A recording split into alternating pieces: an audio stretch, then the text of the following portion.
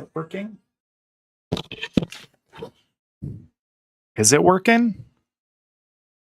What? Unmuted. Yeah, I know it's unmuted. That's the point. It's a mic.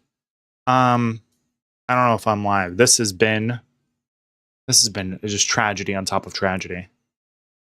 I mean, it's tragic, but it's also so common because Streamlabs is just atrocious. I have never had a bad experience. Oh, no, wait, that's the complete opposite of what I'm saying. I've had a bad experience every single time. I got headphones over there. If you're hearing me, I gotta turn this all the way down, probably. Sorry, I was complaining and music was blaring at you. So, you know, you're welcome. Enjoy. We're gonna draw things today.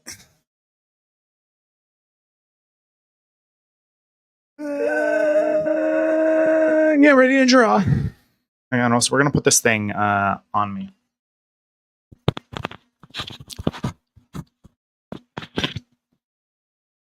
People like, yeah, you gotta give the my Elmer Fudd. You gotta give the people what they want. Delicious microphone application. Ah, you're droopy. No one likes a droop. I have no stiff collars of which you connect. Does that sound? Oh, quite good. Too loud. Turn you down, in theory. Oh, yeah. Oh, look at that. Oh, look at here. And now, oh, look at that magical camera while I burp into the mic for enjoyment. There's no one here. This is just for me. This isn't even working, right? It's not even working. That'd be fun, as if this worked, because I was doing a bit for 2 minutes. Okay. Okay. Alright. Don't fucking load. I don't give a shit. How am I supposed to put this? Why don't you load? You don't load shit. You fucking working? No. Why not?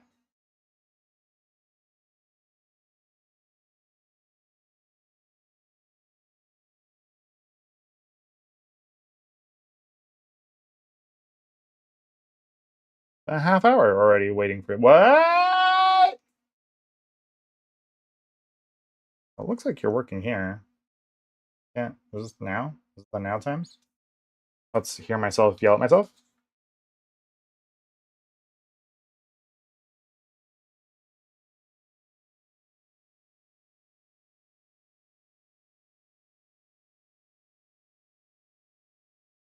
Oh, hi. Sorry, let's get a nice little meta thing going. Of chat to chat to chat to chat to chat to chat to but oh I'm not actually on my desktop then. Good. I didn't dox myself. That's always good. Good to know. Well, let me also shut up myself. Well, I guess it's not showing up in the live, which is ideal. If I mute you,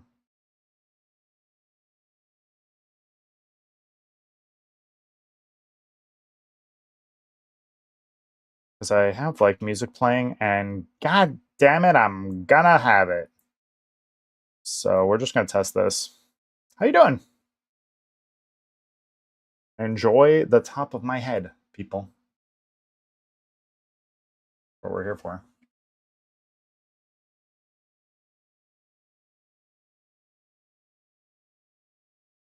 It's awkward because it's like, when am I listening to my actual music and the music of the past? So I guess always the music of. Oh, actually, it's never playing through. So it's just for me to enjoy. It shows up in the thing, but not in the feed. Interesting. Like I'ma still listen to it. You'll just be confused, and that's fine for me. This is about me. I'll shut. Yeah, shut up that guy over there, and I can talk to people over here. Wait. No, I can't, so I gotta go back. damn it! Press ruining everything. Hey, there's no problems. It's fine. It's completely fine and good. This, I assume I can talk. I can talk now with words. Hell yeah. I'm a tech genius. And then I'll put this one on, which is like the better feed. We're here. We're doing it. So we're gonna do some drawing today. Hey, and then that shouldn't be there because then it's gonna go infinite my face. So yeah, drawing. So you want to learn to draw? Oh yeah. So I assume I sound all right, and the picture's working all right. My face is gonna disappear. You'll never ever see this again. After a second. If there's topics, give me topics for like what you're what you're having problems with or whatever. If not, we can just do some life drawing. I'm feeling very not able to draw today. So it's gonna be real the bar is gonna be real low for me. So real achievable for everybody else. Yeah, okay, give me stuff. I don't want to like doodle, but also I'm anyways self-conscious of doodling. You're gonna watch me doodle, and I'm gonna see questions pop up at your leisure. Relatable, yeah. At your leisure, ask me anything, and then I'm gonna do this. I need to make transitions, and also maybe include both, but it doesn't let me do that. Oh, cool! It's showing the thing. Shading, lighting, one. Cool. Actually, there's a couple things I can show you on that. That I think are cool. So that means they just are definitively. I'm all right. I'm gonna get on these notes because I'm gonna immediately forget everything. Oh, thanks a lot. That's just from my face. But no, I refuse. Yeah. And then I'll off again, and then I no change YouTuber. That isn't even working because I find him ugly. Gradient maps.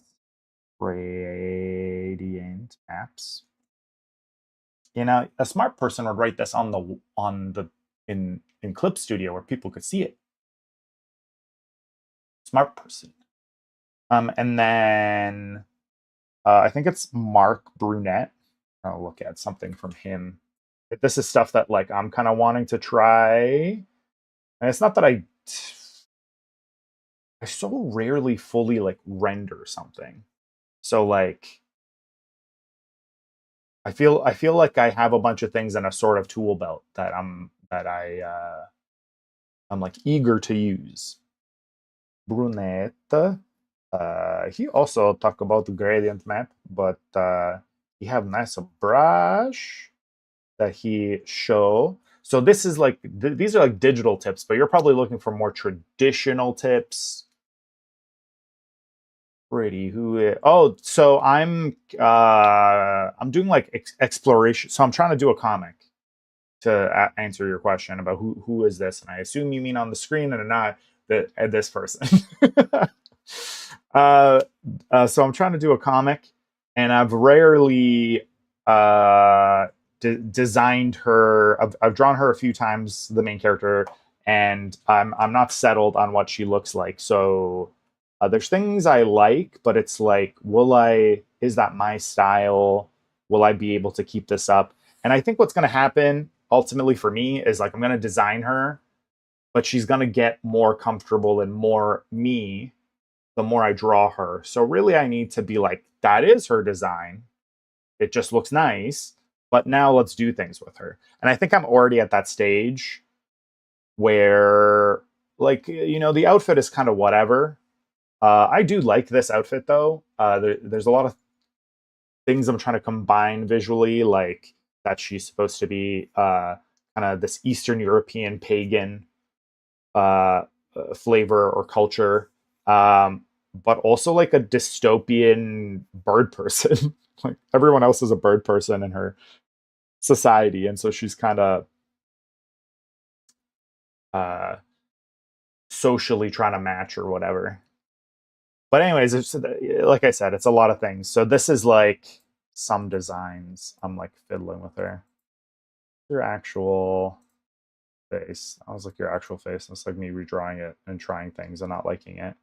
I want her to have a sort of mask um, that maybe makes her more bird-like, but allows her to exist in like the toxic fumes of the realm. So please excuse, these are explorative. I swear to God, they're just explorative. Don't judge. And then I've got better things of her elsewhere. These, if it even load, and it have other design from one I make a long time ago. I like a face, and so I show you face now. Um, yeah. So like I kind of was getting at the last time you brought up like rendering, and I was saying rendering is basically shading, and I stand on that with all 12 toes. It's all rendering is all about shading, understanding lighting, and but the thing I'm going to preference again is more importantly like draw, like learn anatomy, learn kind of three-dimensional or solid drawing. It's sometimes called solid drawing. And just like draw. Shading is nice. It's like huge actually because it's like atmosphere. It's a whole lot. But just as impactful as it is, it's equally difficult to learn. And so um, and what's more complicated about it is that it can't fix, like, it's ultimately polish, and it can't fix what problems occur of a bad drawing. So if you have a bad drawing, rendering will never fix it. And so something that is constantly replaying in my head, and probably why I rarely get to fully render something, is I go like in my head, because teachers have said this to me in the past, which is mean, but I'm gonna say it again. They will go, you can't polish a turd, right? And what that means is exactly what it sounds like. You know, the polish ain't gonna save it. The base thing that you're polishing needs to be also good. And I don't think they were ever saying that explicitly about anything I was working on, but it's just my self evaluation of myself often when I draw is like, this ain't worth it. I do and have often, because like you'll render things, you're like, oh, it like looks so good now. Um, has a rewarding factor to it. Oh yeah, I forgot why I'm here. So here's like a bunch of designs from her that I've done in the past. Notice fully freaking different. I don't know one goddamn thing about her. So I'm just like trying things on and seeing like if I like the character. And there's definitely things I like about her and all of these things, but nothing's really gelling.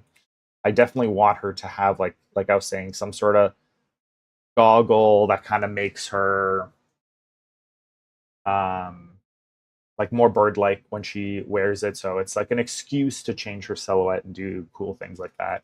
And I'm trying to do like a patchworky outfit, dystopian, asymmetrical patchwork of colors and textures and whatnot. That's why like it's uniquely difficult because it's like, how do you make something be like random but also feel harmonious, feel put together. So I was like trying a bunch of things, and I will continue to try things. So I've been really liking like this kind of face, really like Hippo and the Wonder Beasts, but like a little bit more anime, I want to say, and it's got good feel. Maybe I go back to this is drawn in a program called Storyboard Pro, and that's where I've spent just like the most of my time drawing, probably professionally. So I think I'm just like super accustomed to like the buttons and stuff. So it's just nice to go in and draw. And I think that's the thing. I've recently tried to like learn Clip Studio because I want Adobe to die a terrible, terrible death. TM. Quote me. Don't shit. But so I'm going to Clip Studio, and it's in a lot of ways nice, a lot of ways just different, and so it's annoying. Yeah, we're gonna get into some lighting shading stuff. Of the other, I don't know, there's C or not. It's really pretty. It is an OC. Yeah, she is totally cool. I get what you mean though. Sort of playing around with her design. Good luck. Also, the shading, lighting. Don't know digital, traditional, practice both. Don't worry, I don't judge. Wording, design concepts. Good luck on design. Yes, thank you. So, let me put this on so I can keep track, but I don't really show because monitor's over there. Are. So, lighting shading. What can I say about that? Oh, I guess I could do like a whole like let's review this guy's video on lighting shading is sort of so I will do that to an extent. Over here or C, and then hope you know what I do first because maybe I don't. I make sure we are in correct place. I probably should not tab over like that. I have my tab screen over there because who even notices on tab screen? Another YouTube. So I'll just like bring this guy up just so that you know who he is. Mark Brunet is he a very good in let's say much better teacher than me. We go like this. You see Mr. He have Mr. M here. He like a concept. This is like a fad. Apparently, this is a trend that was going around recently, and like I loosely know about it, but not enough to try. It's that there was a really bad angle in this anime called Free Run. Artists are like, "How do you even do an up angle?" And then it's explained. So he's hip. He's hip with that new thing. So he has a shading video. I don't know if I can find it necessarily. One is gradient maps, which is a digital cheat, let's say. But actually, gradient maps is more about um, adding color to something by way of just doing it tonally. So you only or any of these. I'm basically just gonna. So he'll have a better version of literally what I'm describing, and do watch that because it's just better. But now you have me, the worst version, the not as good version. So actually, give a Photoshop and you're closed. Good. That's a good news. You're closed. And we'll just do a new thing. And I'll just spend time in here, I guess, because that way you won't have to see me stomping around. Get out of your background. And wide. I don't know why. I think just because it fits my screen better when it looked like this. And then we are gonna have a color. It's just like it's gonna be a color on my terms. Oh, be yellow. Be like old gross paper. Yeah, grosser. I feel so I can't draw. There's a old kind of anecdote. So I say this so much, and I might have already said it here. There's an old anecdote in the arts where it goes, the white paper is actually scary. It makes your brain stop working. You don't have ideas when you're looking at like a white piece of paper because the white is like almost it's like overstimulating almost. It doesn't draw anything because it's literally a void. And you might say like black is a void, but black introduces ideas. You know, you have dreams at night, and people are largely more artistic at night, and so I find that I would just rather be drawing like out of darkness. I feel like I can come to things more. It's also nicer to work kind of like from dark to white in that way because you will find things. I want this to be like a blurry brush. Yeah, probably literally from what I'm gonna explain, but later. Go big, no, go small, and I want to have like a chisel. So a nice thing of Photoshop. What I'm doing is I'm bringing up brush properties. You really only ever need these two brushes for almost anything. This one has like a taper to pressure sensitivity. So like if I press really hard, it gets really dark, and the lighter I push, the lighter it gets. And something that will make this better than like an iPad. So I'm working on what's called a Cintiq by, I like to say Wacom, but that's not how it's pronounced. It's called Wacom, and I hate that. That's like an official name or something. I don't apologize. But anyways, I just don't like it. It just don't sound good. So anyways, blah, blah, blah. On a Cintiq, you have more pressure sensitivity, like range. And I really like to kind of work soft. Like I barely push the screen. And so so this way it just gives me like these really light strokes that I can build up on. So if I have a place that's more confident when I draw of something that I'm drawing, then I can get like a little bit more dark on it.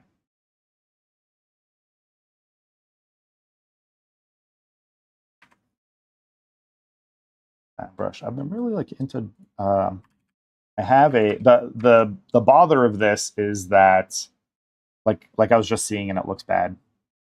Is when I draw on an area here where it's like two things, it layers, but now you have two different colors rather than it being like solidly that tone because it's like opacity. Anyways, I like this pressure range, and you don't get that on an iPad. The curve for whatever the pressure is like huh. And so you're like always having to push a lot.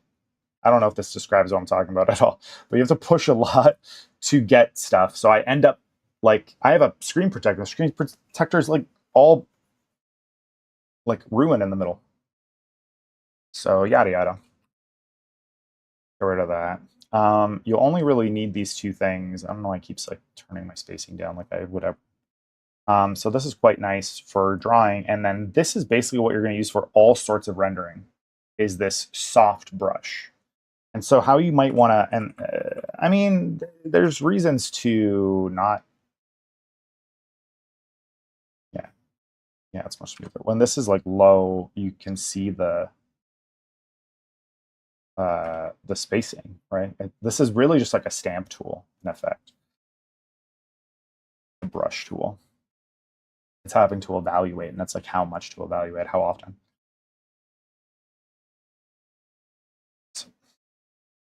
Surprisingly hard edge. But anyways, yeah, so you might call this like airbrushing. This is how you would get this effect in traditional, is by airbrushing. That's why you get such nice, realistic things in real life when you see airbrushing. Like things that just feel very three-dimensional and very like, I don't know, human and soft. It's because you need this soft edge, which like this isn't even really doing. I'm surprised. It can't be because this. Are you just because you're hard?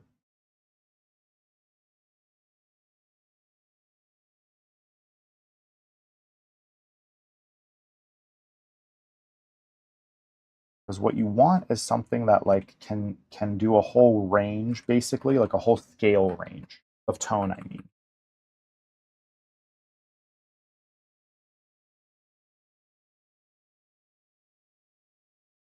Right? What I'm trying to avoid is things that are like notable like this. See how there's like a noticeable, I mean, like sort of there's like a lot of little noticeable changes in here. Let me zoom in because maybe you don't, it doesn't like really render. Like, here's a real noticeable change of tone from one to the other. So one thing about, see, like, I need to have a structural thing about rendering to like really describe it. So I'm just like off on a tangent seemingly, but this is important. Like, this is a level of control that you need to get good rendering.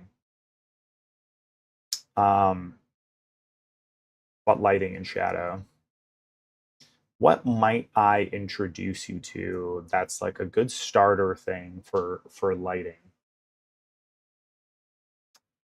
What's a good starter thing for lighting?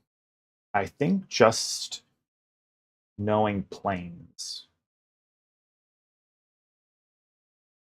I don't mean light.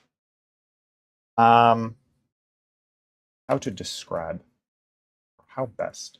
So I'm thinking like, let's do a face, and we have this guy's like head here, but um, hopefully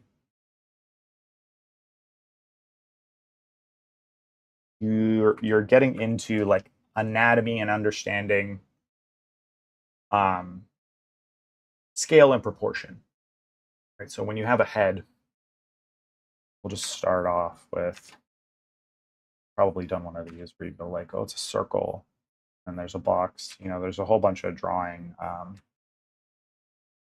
tutorials and whatnot. And I'll try to give it to you in a way that's actually fun to draw, because what happens is you get these and it's like, oh yeah, structured head. Oh yeah. Yeah, Loomis head. Oh yeah, yeah. Structured. Oh yeah, structure. I love structure. And then you just get like boring shit. And you're like, when can I draw something cool like from Atlantis, or Disney's Atlantis, or like Prince of Egypt, or something that's like good but fun. Those guys looked fun. How do you do that? Like, when do we get to that? And that's more of this is like another tangent, but I'm just saying it's anatomy. We're trying to do shading and playing, but face masks. Now I look up this face masks, right? And we're going to look at that later, or something like a this. Oh yes. Oh, look, it's a face. It's like where the eyebrow B is, like here, and then we go up here like a little bit eye. Ooh, ooh, it's a face. It's even related to to shading and rendering, because this face mask combined with, like, if you break down the other elements of the face, you'll have like something like a nose, and I say something because I'm trying to get into like the proportion is what makes a character, right? And once you learn like, oh, that's what the structure of a face is, you just go like, what do you want to draw more emphasis to? So like, oh, we want them to be more emotive, that, or like more youthful, you give them bigger eyes. If you want them to get older or what have you, scarier potentially, more villainous, you might make the features smaller and further apart, because then it's as though the head has been growing like with age. And then like a mouth, muzzle. I say muzzle very specifically because you're treating this whole like area literally like a muzzle. And these are the three things that are really important for both. So like the face mask, is this. These other things are just parts. But by making things like big and small in proportion. So we might, if I made these like different layers, I probably will. You can make one thing big and keep everything else small, and now you have like a different character. And that the proportionality of each thing, the relationship of size to each part, makes it like a completely different character. Um,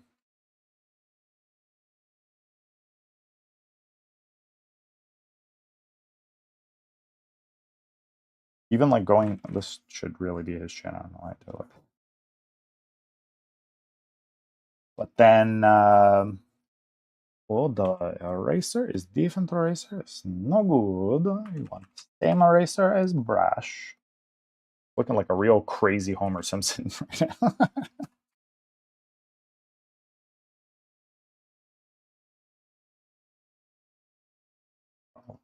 I don't know where this.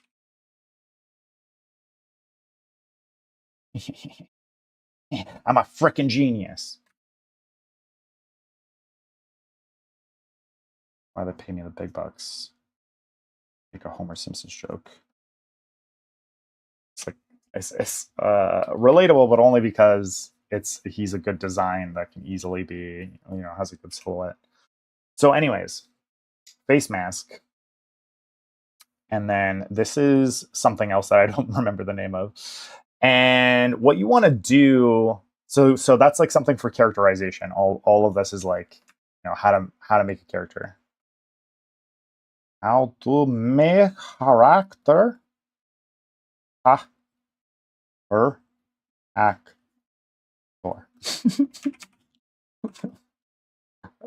It's hard to do accents, and is that correct? Yeah, I don't know though.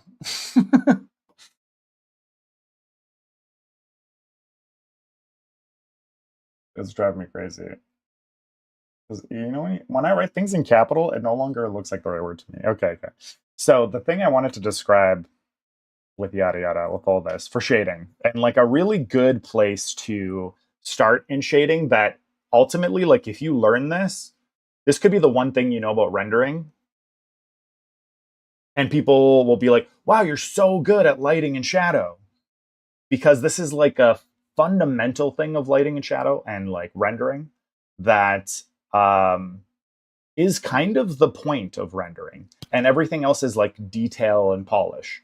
And so if you can do this, you've done what lighting like requires in a sense. So you can do it at any point. And it's a good thing to study because you're studying essentially anatomy or structure. So start with like a base face, and I'll describe what, or I'll use it to describe what we're going for. And so if you're unfamiliar with like how to draw the structure of anatomy of a face, there's many books about it, but my knee is like trying to explode today. Loomis is like the famous head of how to draw a head. You almost always see heads get drawn in 3/4, and that probably would have been a good idea here. Anyways, the Loomis head is something like like a big oval. People always want to draw like a circle, but your cranium is actually like if you draw the circle, that's meant to be like the main mass of your head, but it's really like the front of your head because you should have what's ultimately like a big rectangular cube. I don't know what the word is. Not a cube, a long cube, right? Or like a head. And it's going to vary, especially if you're doing like cartoony kind of proportions. So should I see the top of his head? Top of their head is 2025 cal. This nameless structure can't possibly have a gender, even though they're quite squarish. It makes me presume manly features. So you might have something like this, and this is like some nice base that your jaw will be like all of this. Jaw.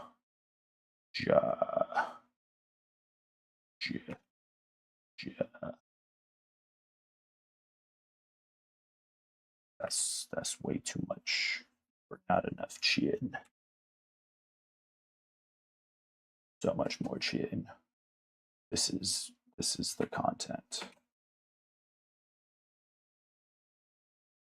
Boop boop boop boop boop. Whoop whoop boop boop boop boop. Boop boop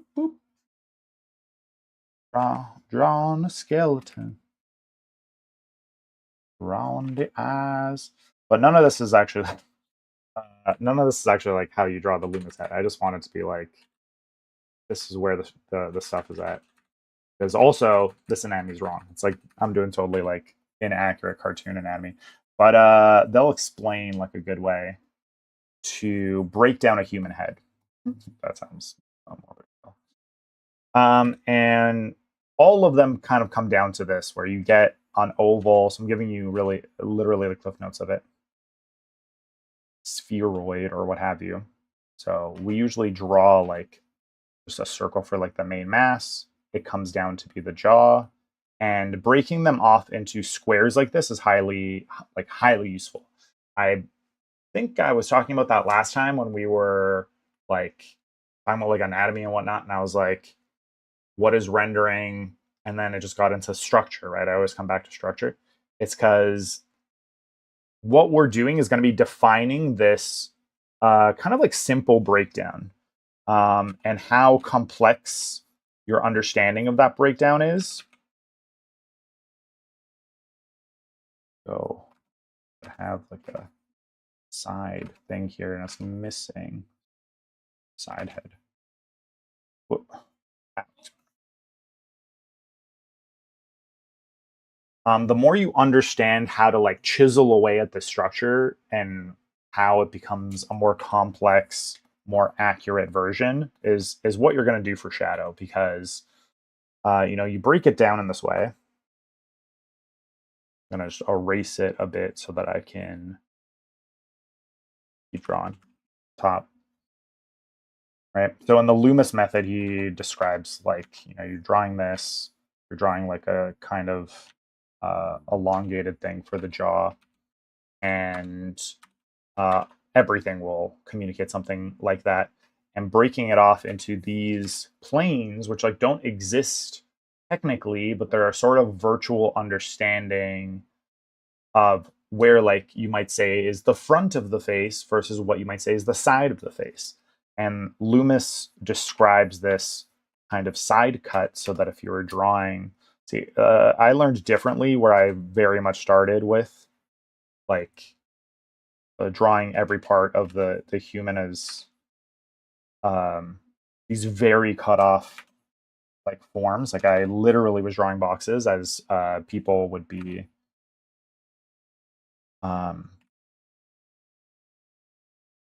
when I was drawing humans. Yeah, it's hard to write and draw and talk at the same time. Yeah, I wouldn't think it's the same part of the brain, but it do be.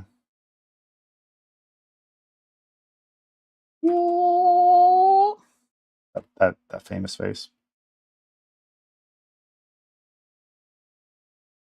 And then like a fist, because he's like, he gonna punch you.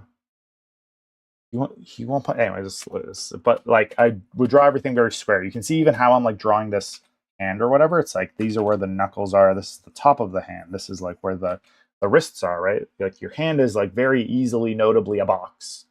So and there's some particularities there, but you can get away with a lot with this. All that to say, I would draw things literally as squares. It's more complicated than that, and there's the way you start learning really sticks with you. So it helps to get these beginning fundamentals like really like locked in or start in the right place, because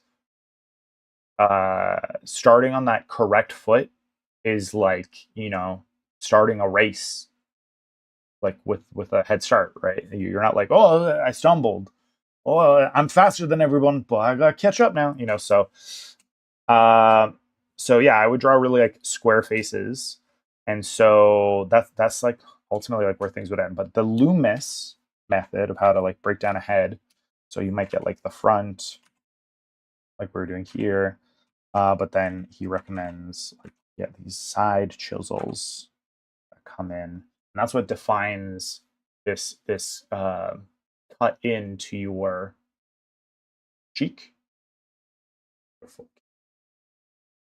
right? You might get this kind of cut in here, but it's also this.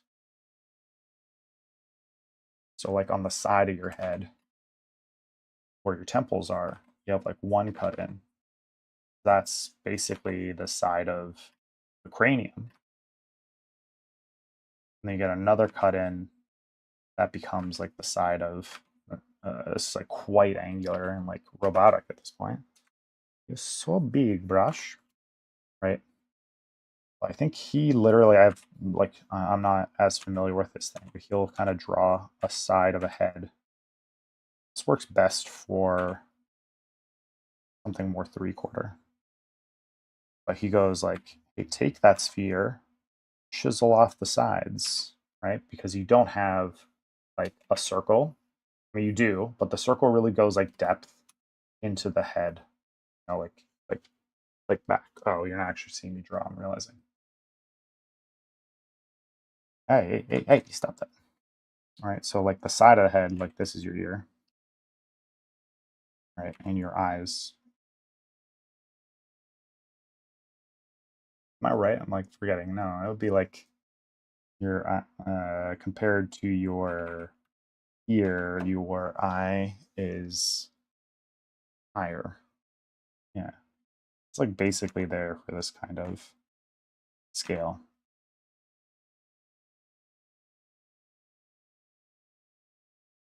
But anyways, so looking at it from the side, it's like a nice egg oval.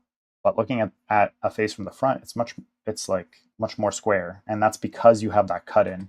So where and how would you draw that cut in, right? So from the side of the face, you can draw a cut in like this that describes where that cheek would kind of end up, right? And where it comes down into these lines that people have on the side of their, I think it's like something mastoid. This is definitely a mastoid, but it goes around your mouth. If you saw the muscle of your mouth, like the muscles that are around your mouth, they literally go around your mouth. Boop, boop, boop, boop, boop, boop. Yeah. Anyways, yeah, you can draw this like cut in at the side. You find that in like the bottom of the jaw and all this. It's like a nice marker, but it makes drawing into more of sculpting.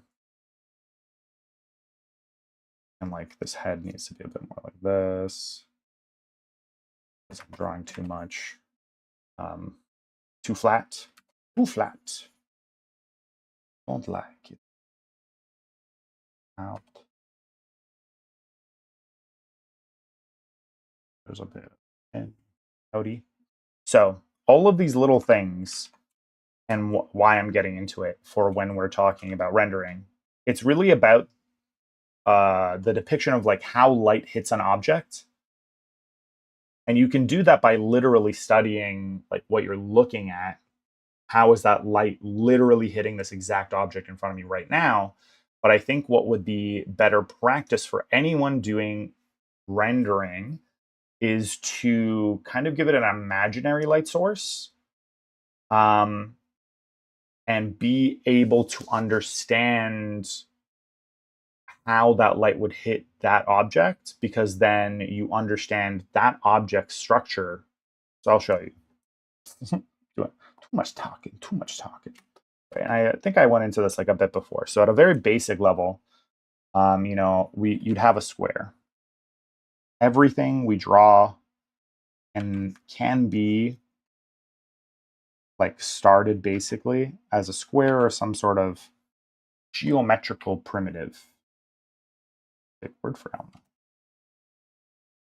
Why am I like being so precious with this cube? It's a cube. You get it. You know what a cube looks like.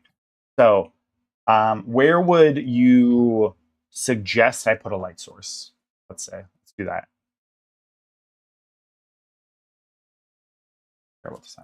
Rarely ever do that. Do the things that you find hard in respect to like side profiles or whatever you're having trouble with. But in terms of like character design and whatnot, we like to stay as often as possible especially in 2D. 3D can kind of get away with this because it's like so detailed, but it's still flattening, kind of like a bad shot. As often as possible, a 3/4 is kind of like the best version of a character.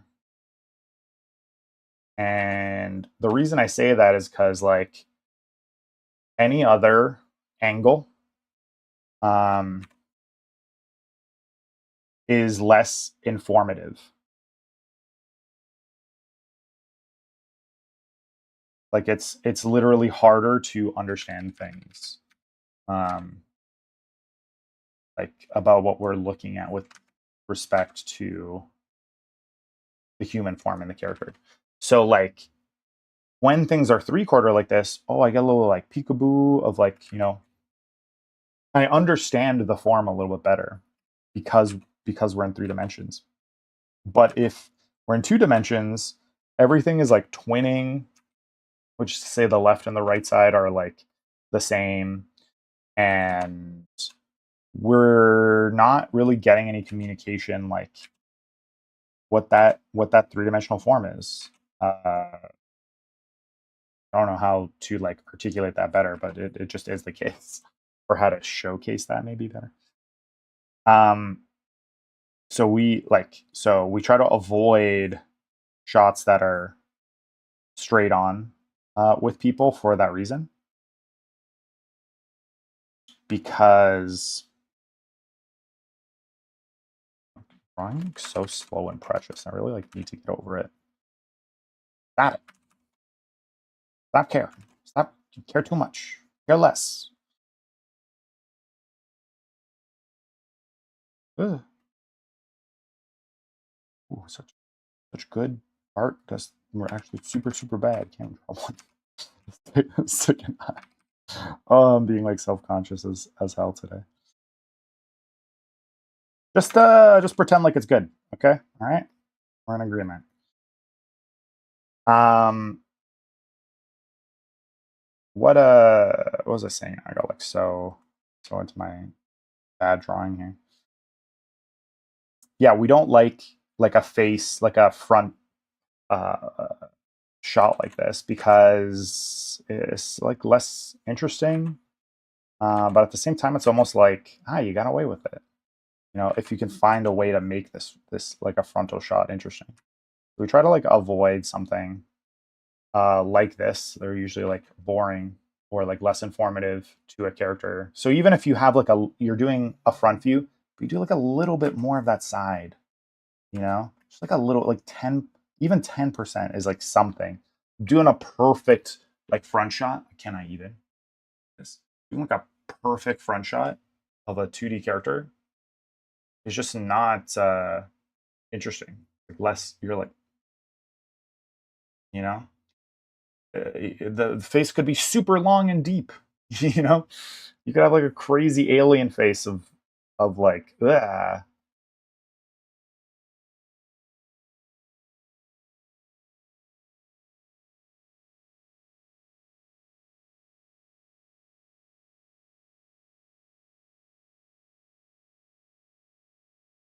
right? Can you imagine this poor soul?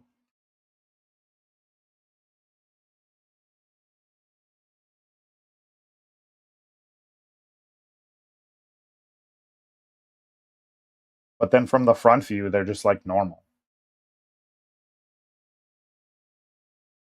So anyway, I just really, I've lost it. I've lost the sauce here. They're relatively normal from the front. I'm just saying, front shots are bad. I didn't need to do all this, but it did. This is their Tinder profile, and then this shows up. Um, I'm trying to literally like match it up.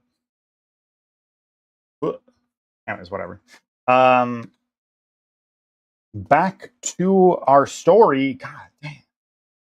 Uh, and why we draw cubes and humans as these like block off characters and what I'd want you to learn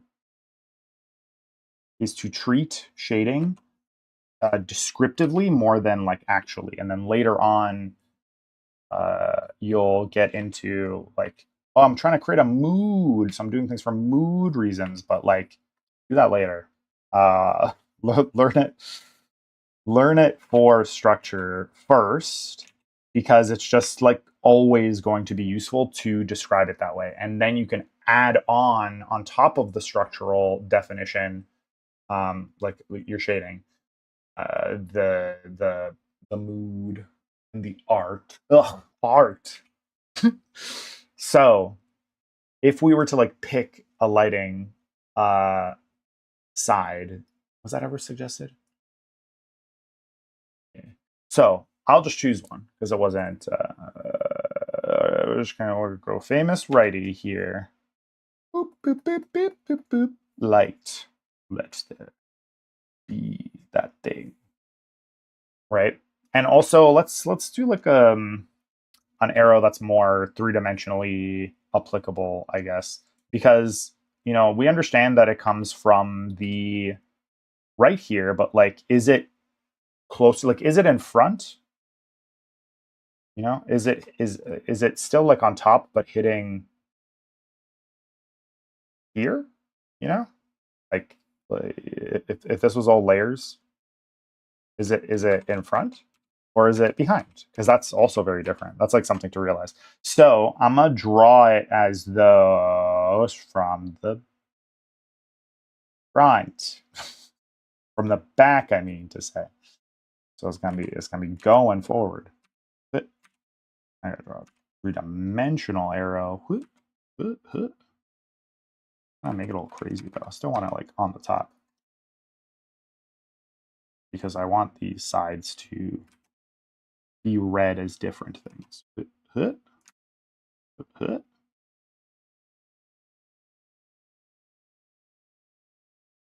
you gotta get small as we get to the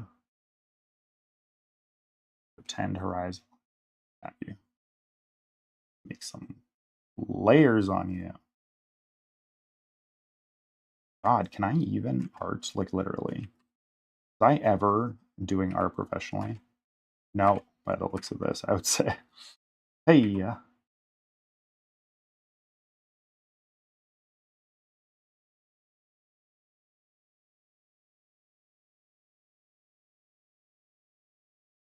whole stream is gonna be me drawing an arrow.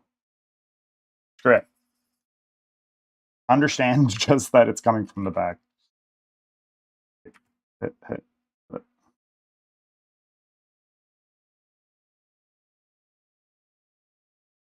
That will have to do, weird thing.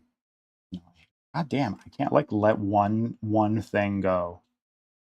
It coming from the back. So all I want to describe what that is that it's going to be different. But like none of that like really matters because it's a cube. We're gonna present each side as that's how pointless this arrow was. That like I'm barely even gonna. It's barely describing anything. What I mean with using lighting to help like describe things is each plane on a cube is like easiest to understand. And what I want you to do is treat each like let's say extremely fundamental level. If you could just make a different tone for each side, you'd be doing a lot already, right? Like, and that makes it like really understandable at a structural level. So even like if you just literally ignored this and just went like, you're gonna be a different tone, if we had a color scale just so that we could number things, it almost doesn't matter the difference. The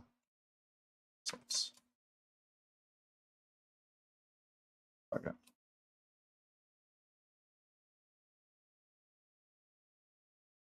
It just matters that it's like noticeably different, I would say. Right? Ignoring like almost everything else. But like it could be, let's get just more of a fuller scale here.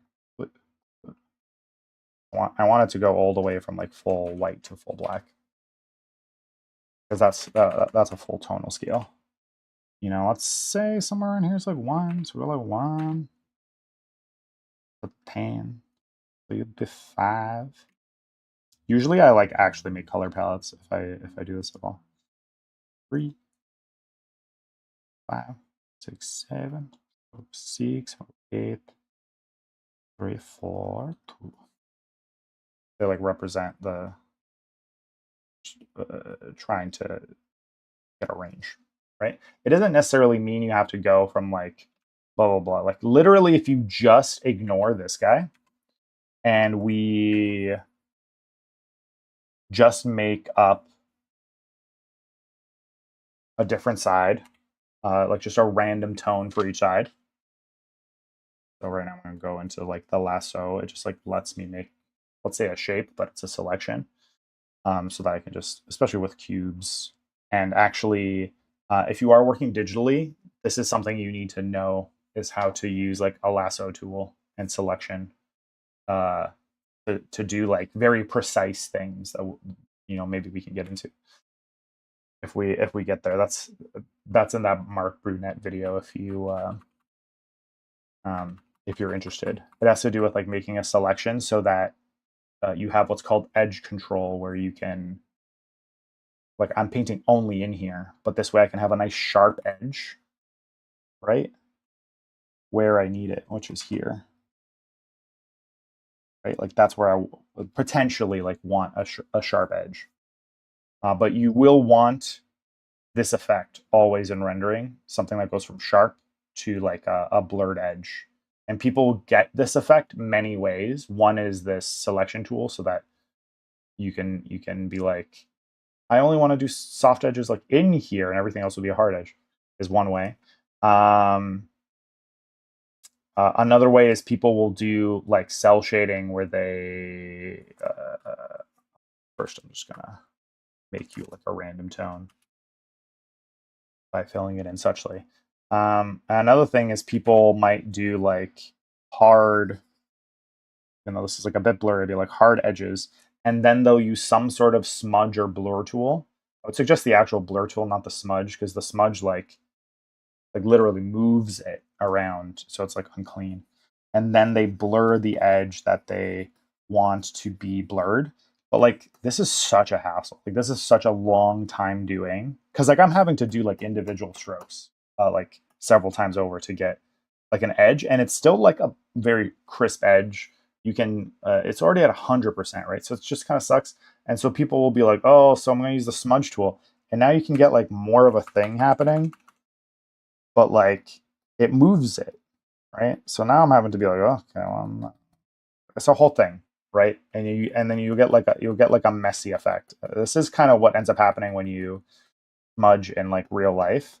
So it's recommended to have like a smudge tool, but you're getting like a lump. It's lumps, right? You're getting lumps. So if you're doing this like to render somebody's skin, and what you're trying to get is like flawless skin, everyone always want, like, even if you're trying to get bumpy, you're gonna be like, this is like random bumpy. It's not like there's no specificity with this, and it just don't look good, right? So like it's a whole thing.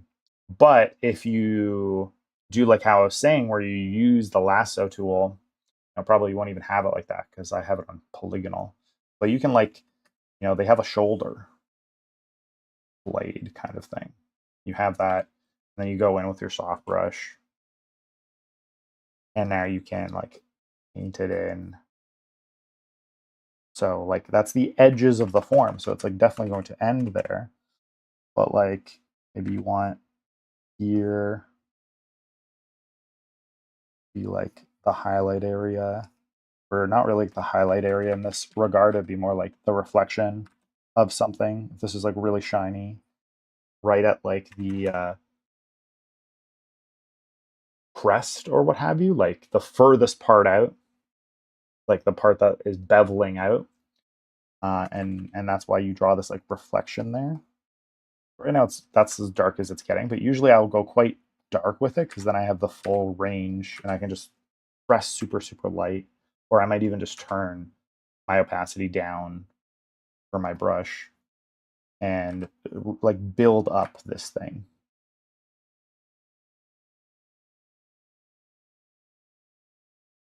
Once like a reflection, you can really get away with it being like a hard edge or what have you. See, like I don't like that there's all these like lines, right? I don't know if like you can tell all that, but like because I'm building it up like this, you really just want to be like, there it is, because now I have like a line, right? And it's defining something different. It's defining like there's wrinkles in here, and like this is kind of the benefit of digital painting. What you'll see a lot of people do is when they work like this, you know, it's called like happy accidents or what have you. You'll get this Bob Ross stuff, but this happens in digital as well. You can sort of make it happen. You'll get these like, maybe you want that wrinkle, right? You weren't consciously thinking about it, it wasn't a choice, but now you see it and you're like, kind of, it's looking wrinkly, and I want to build up on that. But really, it should be more a conscious choice because you're just going to be faster that way. So now I'm actually painting with like the intent of creating a wrinkle in there. Because if it's a wrinkle, it's going to be darker. And it's going to get dark. So this would be like where the edge control kind of comes in. And it's going to create a shadow. So I'm going to actually get that area. I can only paint there. All right, so this I want to be a sharp edge. And everything else is going to be soft. So I'm worried about like not making it have a visible edge on that other side.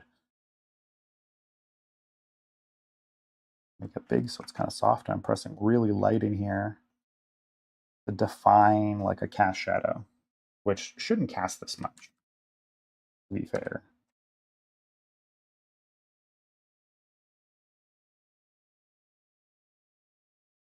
And then it helps when the edge, communicates the same thing as what you're doing with like the lighting. So if this is gonna dip in, then I want to also dip into the silhouette of that thing. And it helps define like, oh, there's a wrinkle there now in some way or form, right? This is all communicative, right? We've got the shadow. Okay, there's a wrinkle there. We got like this silhouette, which is one of the strongest things to do for anything in communication or character design, but it's the same thing. Right? And so this is all just to communicate something, which is that there's a wrinkle there. And so this like rendering thing is all about communication again. And let's finish up with our cube concept because I'm a crazy person, can't do anything in a linear fashion. And so I'm still going on with, so I'm using the polygonal version of the lasso tool. It's just so that I have like straight edges. And I'm still going on with like, I'm not going to define anything specific lighting wise. I just want to say, for the sake of the cube, you can do any tone for any side, because the point at a very like basic level is to communicate that they are different, right? And to say that they are different is to have different tones.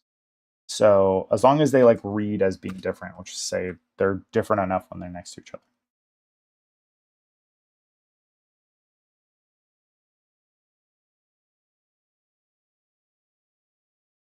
Close. Close. Right? And even if I turn off, right? It's a cube. It reads like a cube. It reads like a three-dimensional cube. And all I did was say like their different size or their different sides. And the way I'm communicating that is by having a different tone for each side. And that's communicating to the audience that they're different, right? Like this is one tone, this is another tone, this is a third tone. Different tones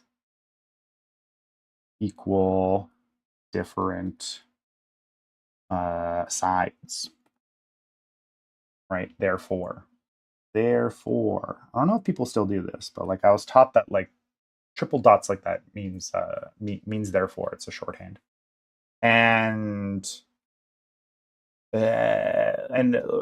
ultimately like that's what rendering is in a nutshell. Like that's how we're going to communicate things.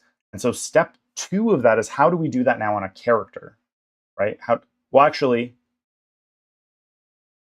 before I get to that, we'll do like actual just to like explain because there's nothing to showcase as different.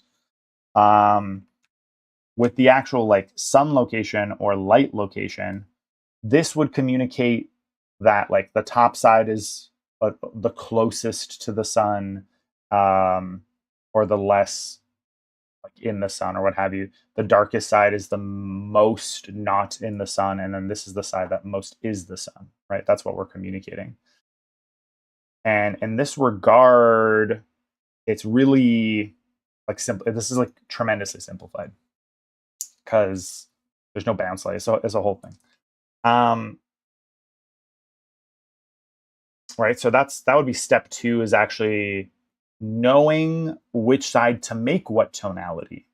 The side that's closest to will be the sun. The sort of medium in the sun one is going to be like the next over. Knowing what actual tone to use in terms of the scale is a whole nother thing, but that really implies intensity of the light source. Um, if you're kind of doing anime stuff, they stay away from really intense light. Really, like animation in general tends to stay away from really dark tones and really light tones. They really stay like here-ish, in terms of maybe to here, in terms of like um, coloring things, right? Like they're always going to be in this tonality, but all kinds of colors, yellow, green, whatever. But they stay in this tonality because you want to allow the really dark tones to be for line art, so characters can stay separated from the background and be noticeable in a scene, because then they get lost and then it's like, what's the point? I spent 3 months on this like 1 minute scene and you don't even see it, which has happens more in 3D, to be fair. So yeah, step one is like, for rendering, what side am I looking at, and where does that side change to another side? And this becomes much more complex with like a human face when you start to chisel into this, to get more of that separation. So this is like a almost backlit character if you were to think of this as a head. So now you might do so. Yeah, step one. Actually, like, I'll write these out to be a little bit more definitive. Maybe there. Step one would be uh, different side. Well, it's just this. Different sides have different tones. I'll take you. And you're gonna go over there. Your little friend. I refuse to write things a second time. And two would be actually getting the different sides to like the correct representation of life. Light sides are a shorthand for representative. Sides are equal to like light source distance. Source distance. Right. So that's where you get the different sides. You need to know specifically what tone, what's going to be the lightest, what's going to be the darkest. Right. Which side is what tone? What tone? Descriptive. What side is the most descriptive? And then three.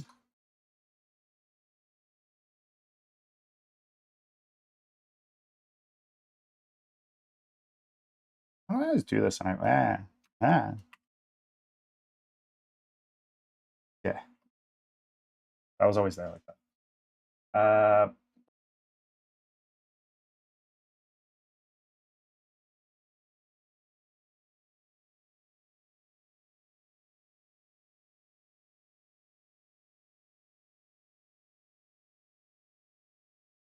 And then three is like the smaller shades, the smaller forms.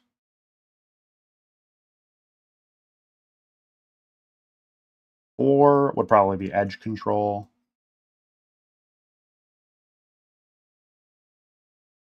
And then maybe we say five is mood. Doing it for mood reason. Like, where would you put the light source?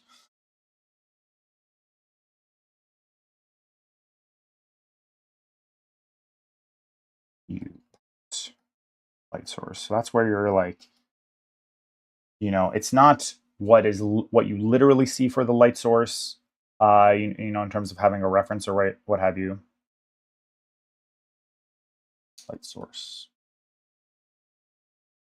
It's about certain directions of light describe different things. So you have like a moody, dark character in the shadows. You have like a happy-go-lucky character in like a sunbeam. That would be like a super basic description or thinking of either of those concepts. But it's like it's a sad day, but it's also one angle might better describe that form, that character, and it might be more flattering even. And some angles make people look like horrific or flattened, and it's the whole thing. So it's like the understanding of why might we use a certain thing over another thing. Oh, okay, I did make you another. Oh, you notes. Name layering is important because you're often working communally. So you might have, why did I do it?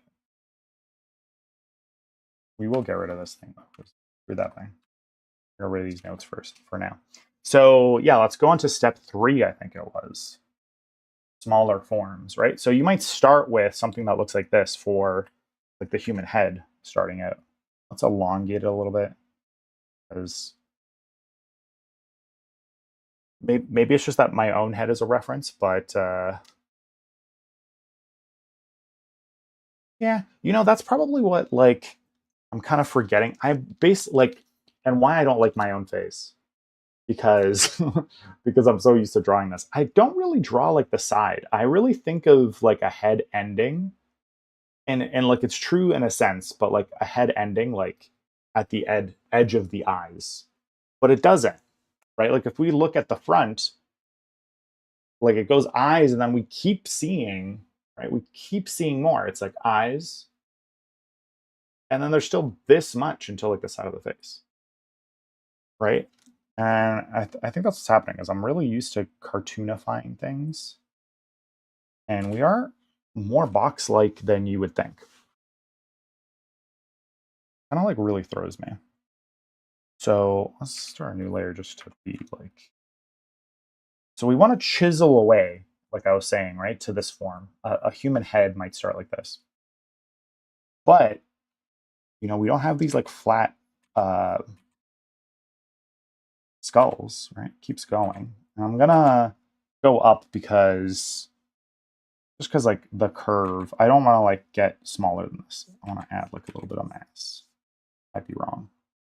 Right? And we have a bit more in the front. Actually, I won't even like do that much. I have like the whole thing. Still want it to touch like the kind of virtual back here. And basically be like in the center.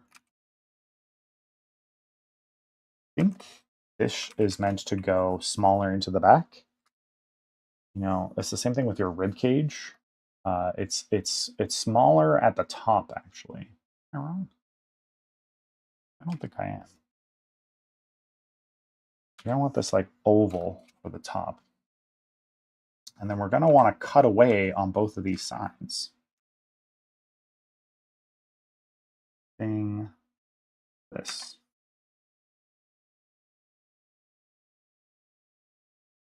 And cutting the same way on the other side, and get something like this.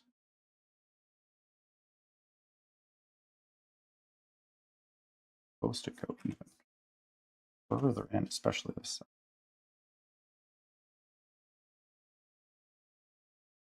And this should describe like the whole side of the face, but like the side of the face basically that's I was saying like mandible.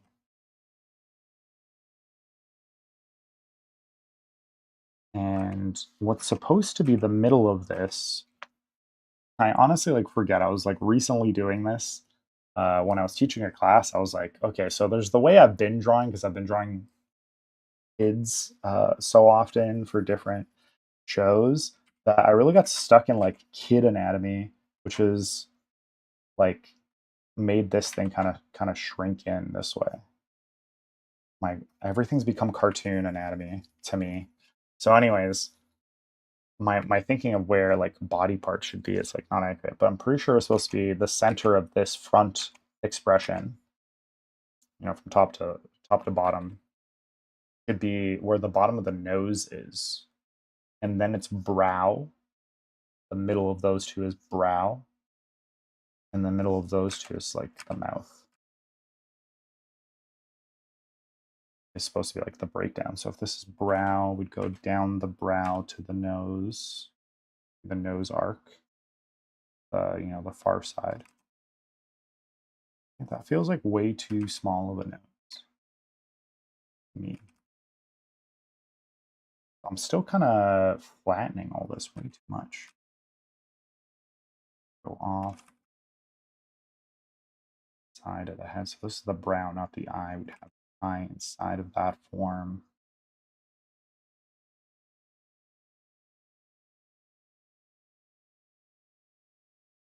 Have your nasal passage. His nose is just like so high. This probably is accurate. I'm just like really super used to one particular style, and I don't know what that even is. There should be like a big kind of frontal bone here. You can literally draw like a circle here to get this like big old forehead. The middle going this way could be where the ear is.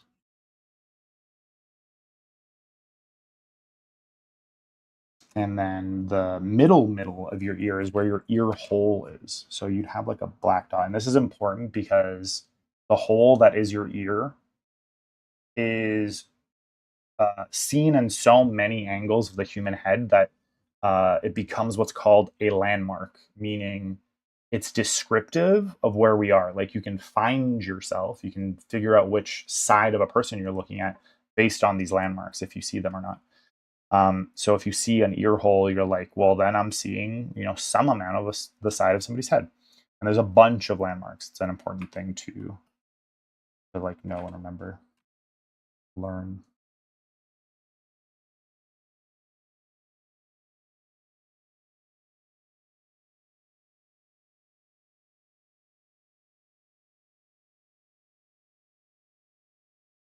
Like a whole line, but you sort of can define like the whole line that goes down the front of the face. So you can see like seeing the top here of the nose, this whole thing probably get something on the other side of the mouth,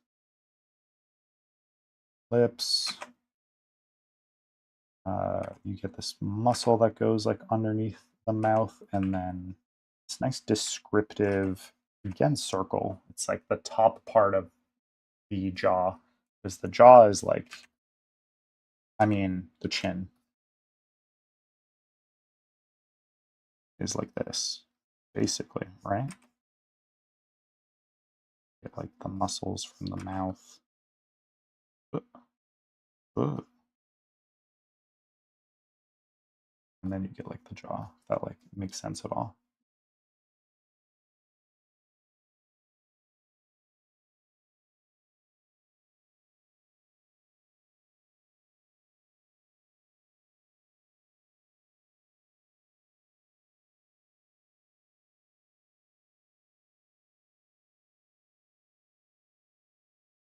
Or whatever.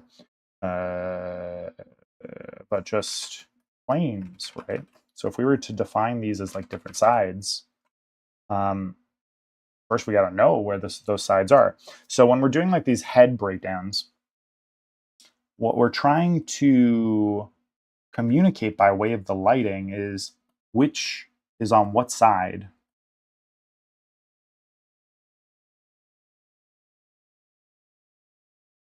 So you want to understand how things kind of tuck and bend and where things are in and all of that, right? And part of that is like these landmarks, for instance. the ear should be, or that ear hole should be one of the darkest things because it's a hole and it's got depth. So it should be one of the darkest things. Same thing with like the corners of your mouth will end up being some of the darkest things, some of the darkest tones. Wherever there's actual like depth. But to remove that like under thing a little bit so you can see a bit better.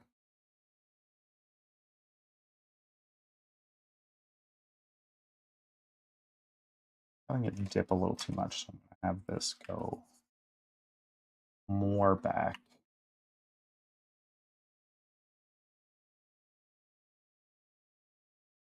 So with this, what I'm trying to describe is like what side is where.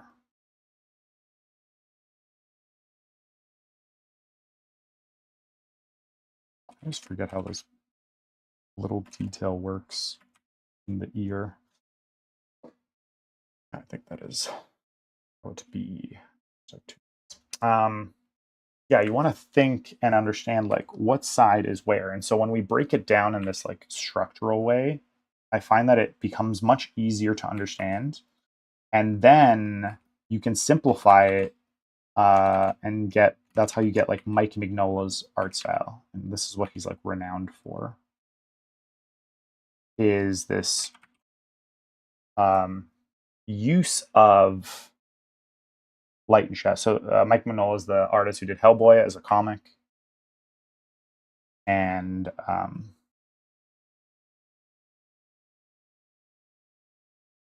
he's really known for like his light and shadow, so his rendering effect. But I don't know that anyone would say that he renders, but he has very good use of light and tone, like tonality and rendering, because he will, for the sake of mood and the story, like use that light shadow, use the blacks really.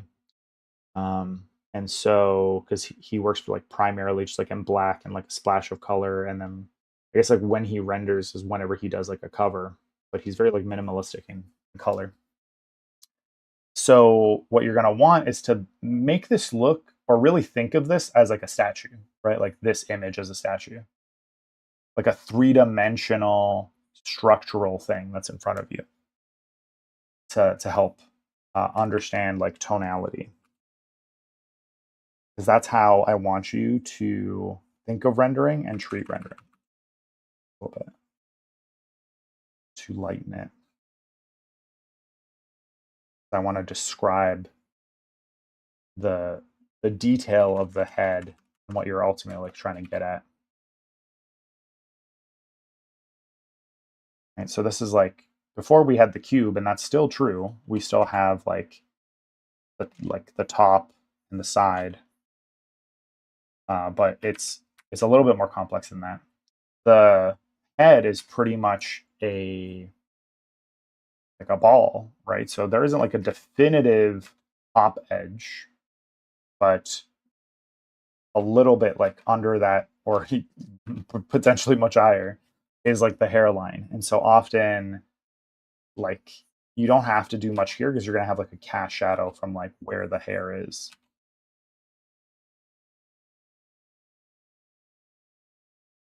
Bangs, those cool little ear wisps that my character has, but a lot of anime characters have as well. And then if you're doing hair, there's the whole thing of think of them in sections, like what's on the side, what's on the top, and that's how you'll get like those like complicated hair patterns to like look how you need them to look. If you think about like, okay, well, this whole thing is the side, and then they've got bangs, so that's the front. They've got ear thing that's like on the side, and it's descriptive. Am I going to be able to back out of this? No. So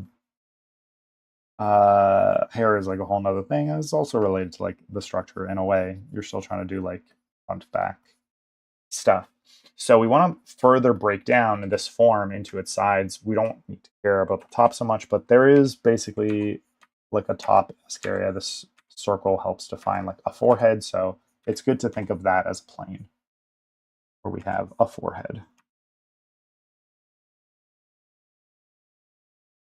Right? Again, this sort of curves here, and this is why like it doesn't break down in this way that I'm literally about to explain, and why you need that edge control, because some places are curved, right? This isn't a definitive edge, and so you need that edge control where you're not going to be drawing an edge like you might on a square, and you're going to want like this nice defined like soft edged thing.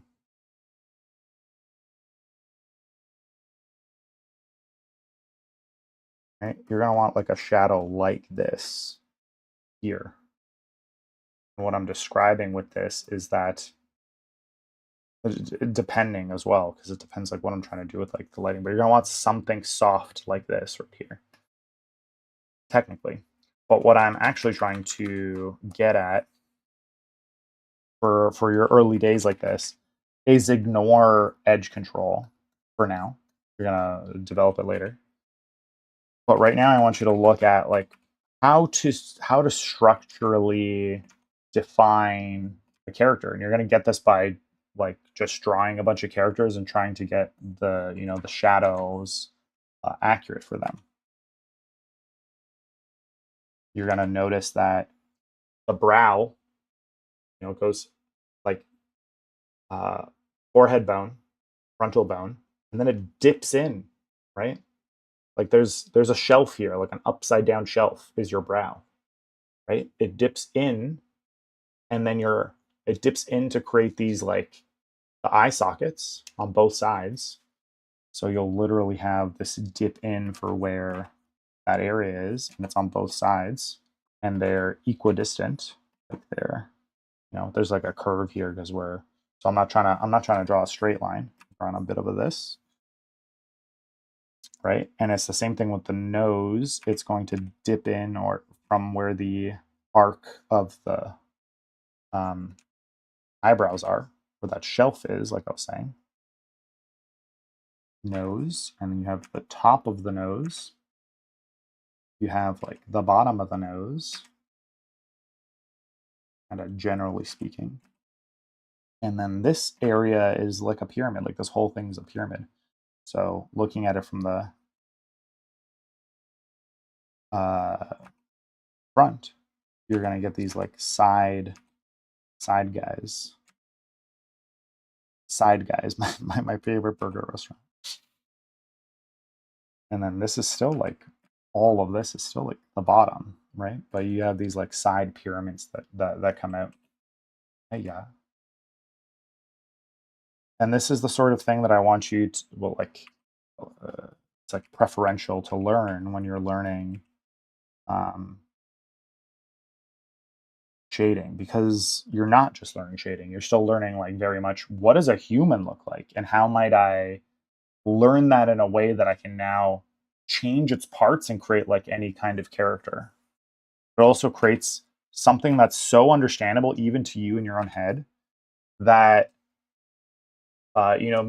probably you've come to this kind of worry where you've been drawing, and you got a drawing that you really like of like one angle or what have you of this character that you really like, and now you're like, I would like to keep drawing this character in different angles, but I have no idea how, right? That's where this comes in. That's like specifically what you're missing is this. By analyzing like a human or even like a cartoon character, you can find like breakdowns for how a cartoon character is like meant to be drawn. And by understanding their forms broken down like this, you'll be able to utilize it at different angles, right? You'll understand, oh, okay, so this is like a top and this goes down, then at this angle, it's actually gonna be like weird or cool like this. So like I've drawn this mouth too far in is what I'm feeling like right now. Because if I was to draw a line that went through the center, um, like the center of that the front of the face, right? If I was doing a full flat front shot like this, that line would be straight. But from the side, we can get more articulate definition of like it dips in at what's called the keystone, I believe, something like that, is the area between your brow, down your nose, uh, down the like bridge. Is this the bridge? This is the bridge. Into the under part of your nose, and that's going to go out, right? This from the bottom part of your nose, it goes out to your lip. Actually, it usually has like a bit of a curl, and then you get your upper lip, and then lips are mad complicated. I'm about to start because there's like so many parts. There's like this, and then also depending on like the articulation, because if you want to be like real detailed with it, it's a whole thing. The corner of the mouth should correspond to the middles of your eyes, right? So like, because I'm looking at it, this mouth looks quite small. Yeah, because like it should be like way over here. So this is 3/4, so like not quite.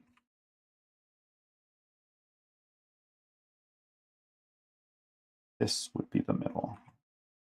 Middle. This will actually go more over. So middle.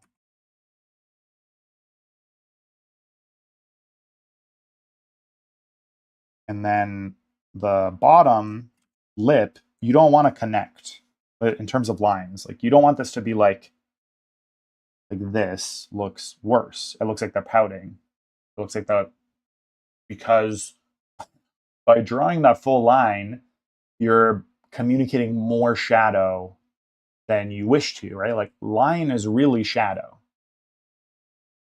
and like an edge, but a better definition is shadow, is why we would draw a line, is to define a shadow. And so if I draw a line all the way, drawing the full bottom of the lip, you get a pouty mouth. You get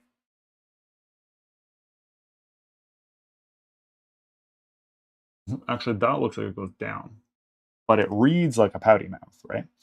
And the reason is because it makes it look like this is super tipping, like really getting like sucked out and like sucked into this corner. But when it's like this, it looks soft because now what you're defining is like all of this and then still on, but in terms of like an implied line is what it would be called. It keeps going, right? Because like we imply this, we imply that it keeps going, but not in a way that's like definitive enough to draw a line. And that is one of the sentences of all time.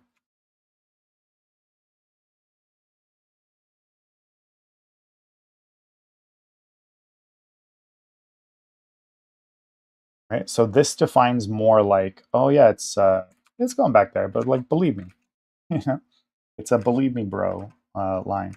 And then this goes down underneath your lip and then out to the chin. So again, like I've really tucked this over here, you know, because like I don't know if like it reads to you, but this side feels a lot smaller to me than like this side, right? Now that I'm doing this, and that's I don't know. That's vibes. I don't know. That's more like experience, but that just feels like it's too over to me. I've like unbalanced it, so more realistic is for it to go over there. And chins, if they were to be like massively defined, flatten off, so they go out and then flatten off. So something that's like really great for this study or what have you is watch Transformers, not the movies because those movies are trash and never put them on and they're awful.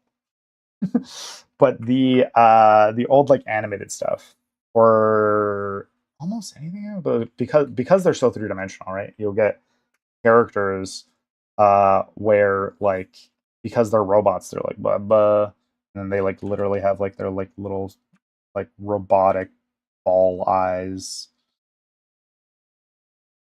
and then like whatever they have for noses, whatever that like passes for noses. They just have like these very like defined, like this being a cheek and this being a nose. You get these really well defined things. Where it's like that's definitely the top, you know, and then this is like the front, and this is underneath. Like this is like tucked in, right?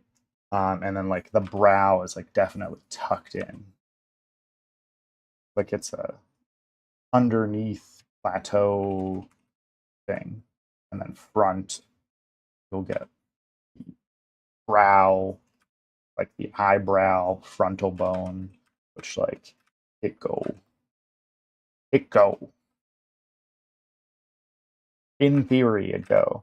Um, the keystone, which like sometimes get like related to their eyebrow, blah blah blah, blah, bloop, down, eye shape, ball, but that ball is inside of this, so it like it should do kind of a this because it's inside of this wedge. Face mask, callback to earlier, cheekbone,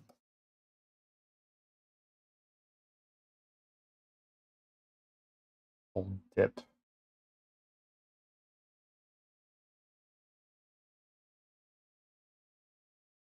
Lips, way too articulate for this generation of Transformers. Frontal bone of chin, most horrific thing you've ever seen in your life. But wow, worst design ever. And then, but all I'm describing with this is that you can see. I need that to go away. I need that to go right away. You hurt my feelings.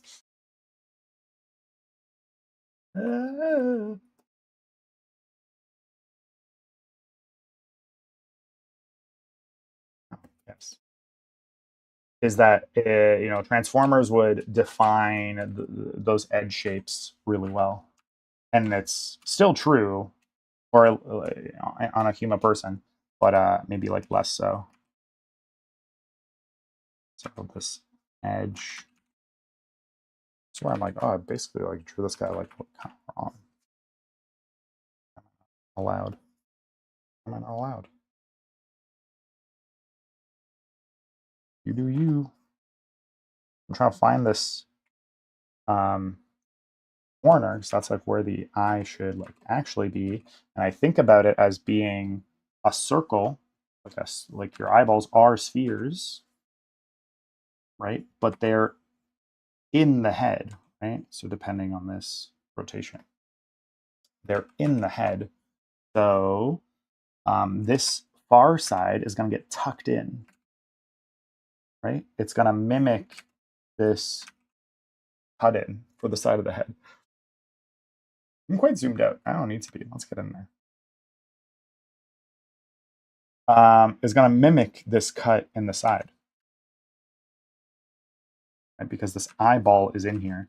And then the other side is kind of doing the same thing, but from the like other side. So we're actually like seeing into like the eye hole in a sense. So you'll get that ear duct, but more so you get like a more rounded part of the eye, right? And then it's also cut into this like bottom. So that's where your eyelids, the like top and bottom, are showcasing like the rest of this curvature of this eye, right? Ew, gross. Accuracy. Ew, humans. Gross. Oh.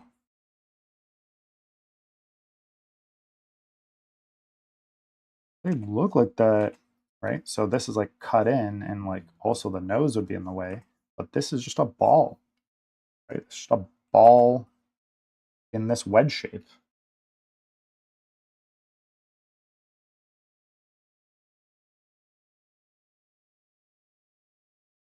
But detail makes for gross looking people, basically. So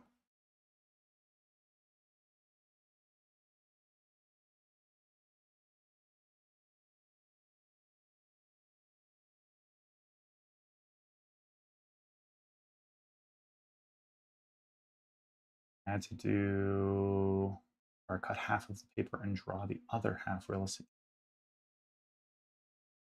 Wait, what? I had to do assignment where I had to do. So you had like a photo, presumably. You had like a photo, and then you had to draw it like a super accurate thing on the other side. Is that what's happening? I had to do something similar, but it was like we made a grid and then we drew like we made a grid and then that grid was supposed to be identical to a grid that we drew on a photo. And then you would do like a one for one thing where like this is your drawing with the grid and you'd have the exact same grid. That's your photo.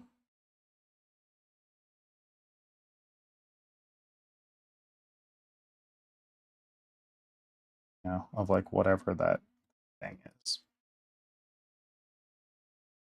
And you'd have to recreate it.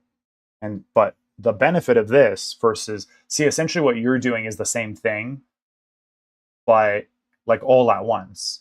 While this allows you to this isn't like an art school thing. This was just like something we did in high school. But like I liked it. It seemed to be helpful in a sense, but in a very like let's jump to the last step sort of learn how to draw way, which is like, oh, you're never gonna do this, so here's like a fun project where you get like something of an image at the end, you can like feel good about it, but like, have you learned anything? No. You've learned how to like do a still life, but you haven't learned how to like understand the still life to be able to draw it later. You just like it doesn't translate into anything. But the benefit of this is to, if anything, to um, get you away from biases to a degree, so that and to understand space better. Because what will happen when you don't do this thing with grids is you'll get everything will be very relative. So you'll get like this is your still life,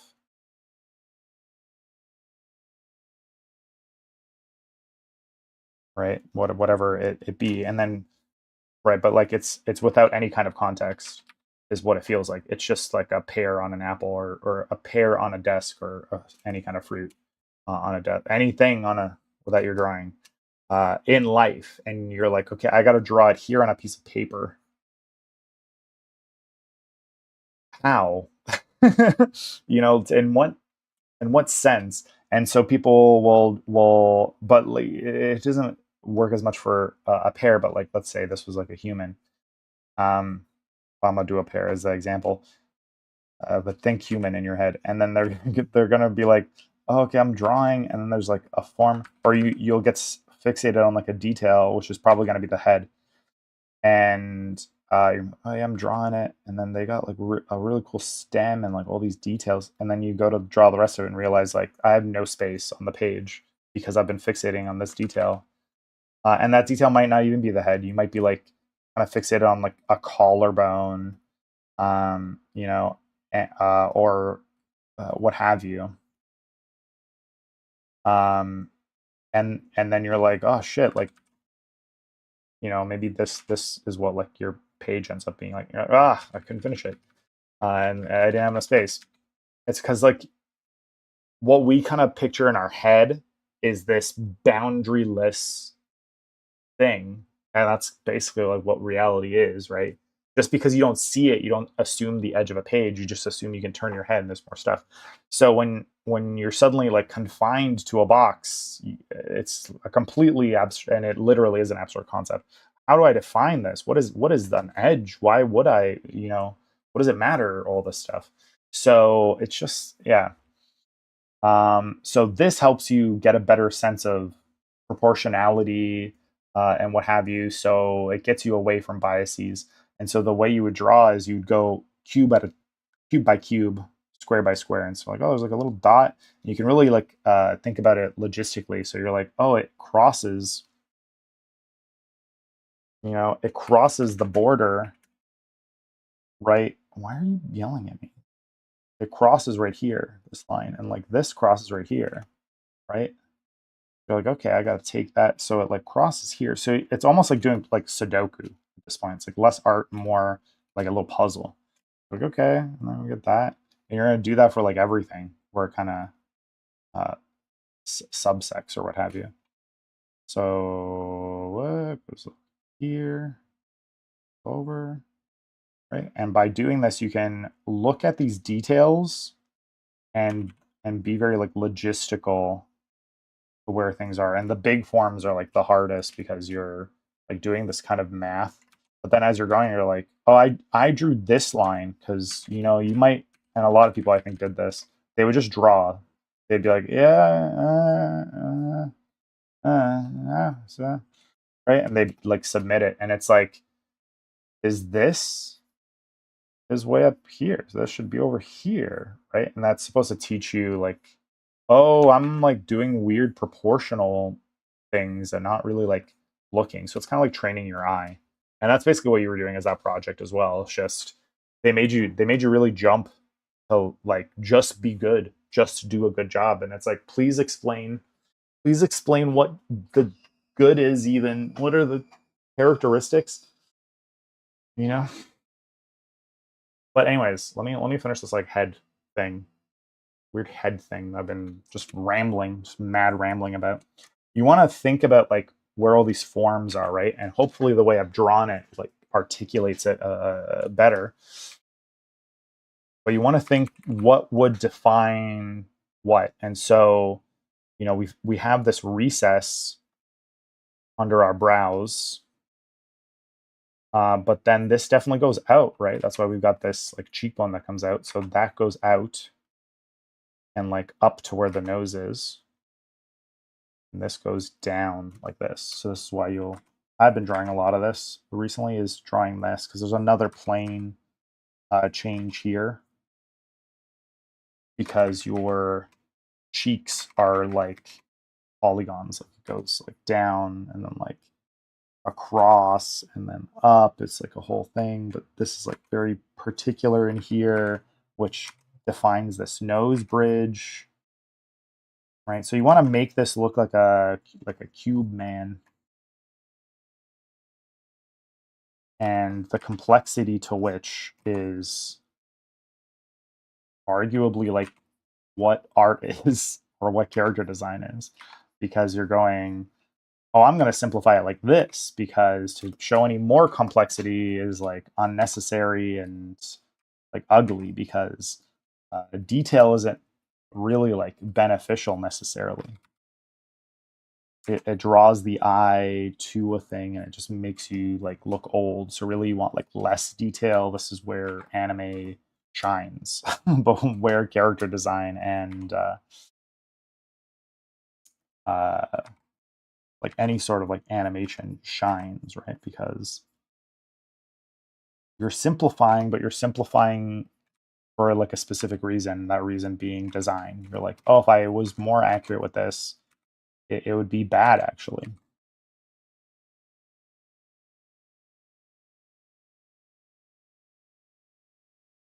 How you draw eyebrows is like a particular thing, um, which is just stylistic more than anything preferential. But I would like, you do want to define this arc. Usually it's much more simplified than what I'm doing. So I'm putting an extra line here that doesn't need to exist.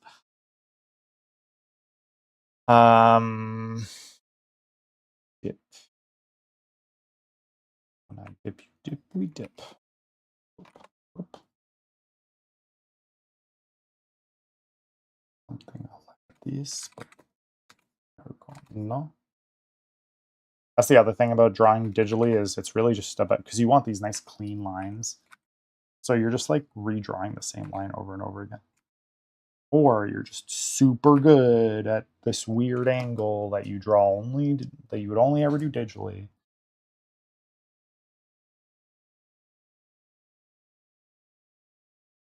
The fact that we're seeing like the full eyes, like the full pupils, are very scary. there's the divot. You realize we're still not right because you should be more over. Look.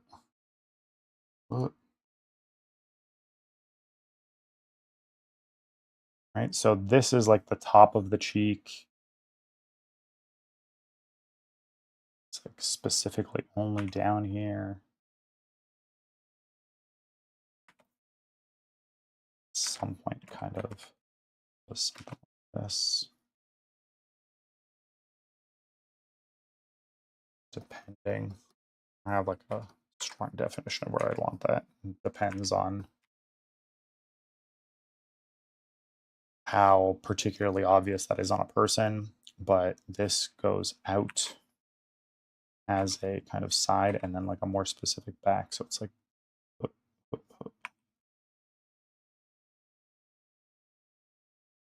my steam pops up.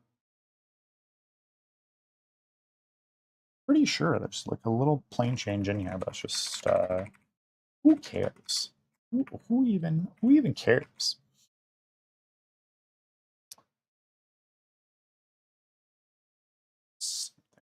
This is usually another one, but this is like the bone because you have like an actual bone here. So like looking at bone structure, like human anatomy, bones and skeletons is actually like really helpful because you learn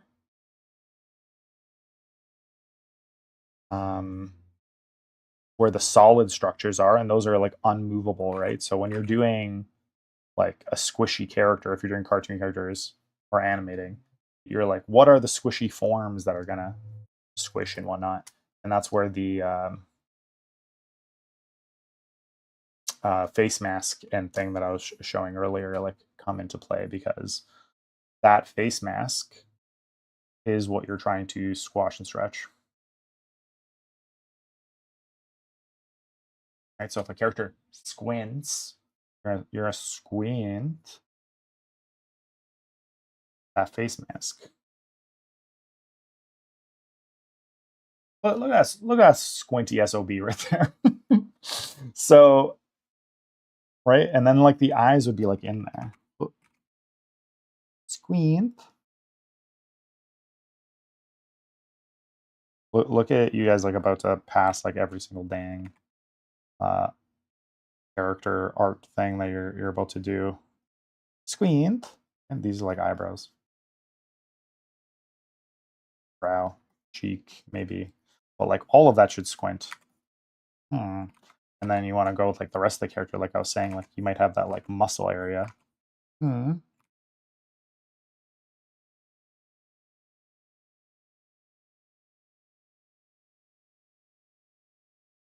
Yes, I do make the face every time.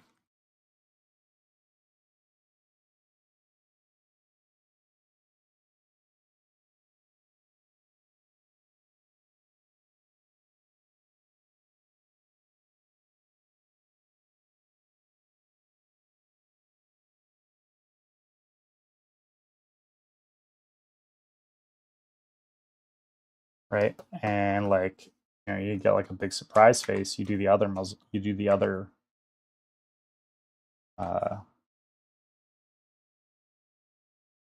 face mask where you go big.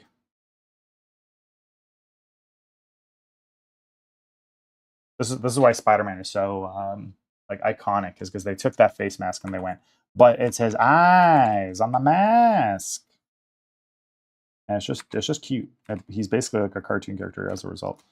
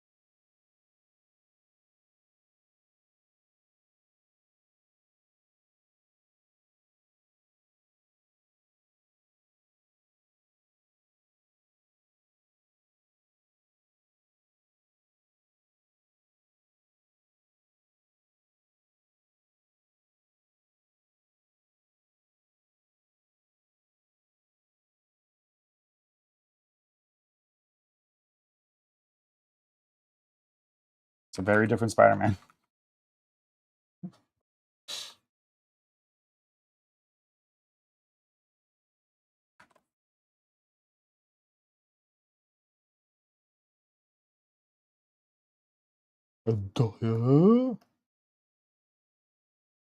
Apparently. Anyways, back to this mofo. Um, Planes of the face. And it's for sure like a hard study. I when to get into my college arts program, this wasn't like a definitive project, but they had this thing where they would ask for basically like a lot of anatomy studies and life drawing as just in general. Like we knew that was a big want, um, like from the school for students. So now I'm literally going like, do I want to define like this form or what have you? And at that point, it's like there is a little bit of artistry to it, uh, but mostly it should just have like a hard definition, which is to say I'm wrong, and there probably is a hard definition, but like I don't remember it, and so I'm just making up things. I don't remember what happened in that year. Something specific. So in terms of actual like lighting and shadow for this, you would go, where is the most recessed and where's the lighting? And in general, people kind of do either like a top down or like front but still top down light source, which what I'm referring to is like a basic light source for the sake of understanding these planes. But then when you do it, it becomes your like default of where lighting will be. So like the underbrow, also just because like those are the most average places a light source will be. You know, it'd be like the sun is generally above you, and rarely, and that's probably why it's as horrific as it is to have like a light source underneath you. Because it's just like uncanny. You so infrequently see it that why it lends itself to scary stories and what have you. So you're gonna have like a darker shadow underneath the eyes. Let's put this on like a different thing so that's uh, cleaned or whatever. Do I want to do it with the? I'm not gonna go as. Might be faster to just do it with like the selection tool.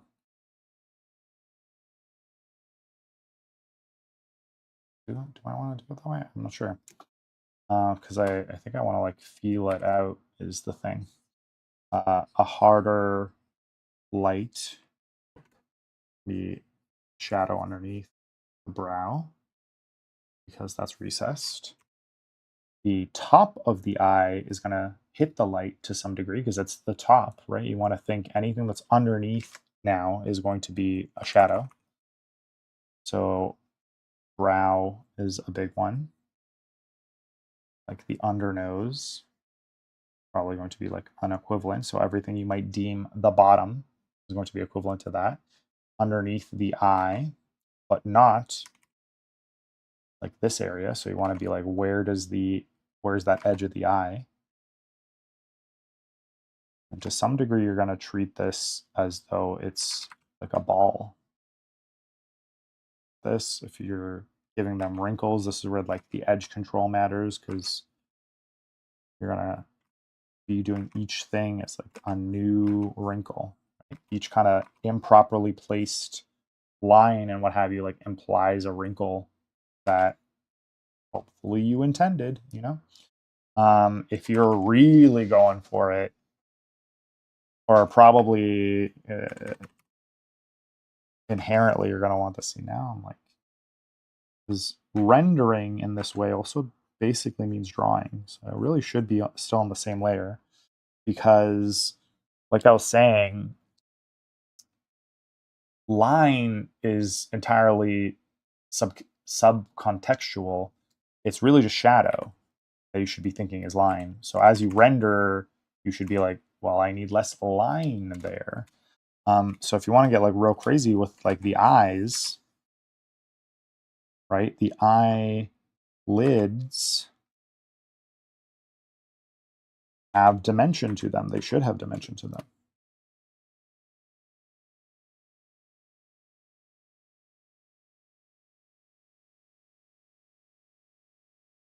So you should have this bottom edge and this like top edge, right? For all those ladies out there, you'll be much more like aware of this because you will be like hyper vigilant with, you know, eyelashes and where those be. And I look, I'm actually wrong about this. I literally don't know. That's how manly I am. But no, I just don't know. Where do eyelashes come from? Like the front, like they're like the middle of this plane, right? Or do they, or are they on this edge, or they're like actually coming? Because I think they come out from underneath. That's why you get like, that's why you get the curl of an eyelash. But on the bottom, they are on the outside.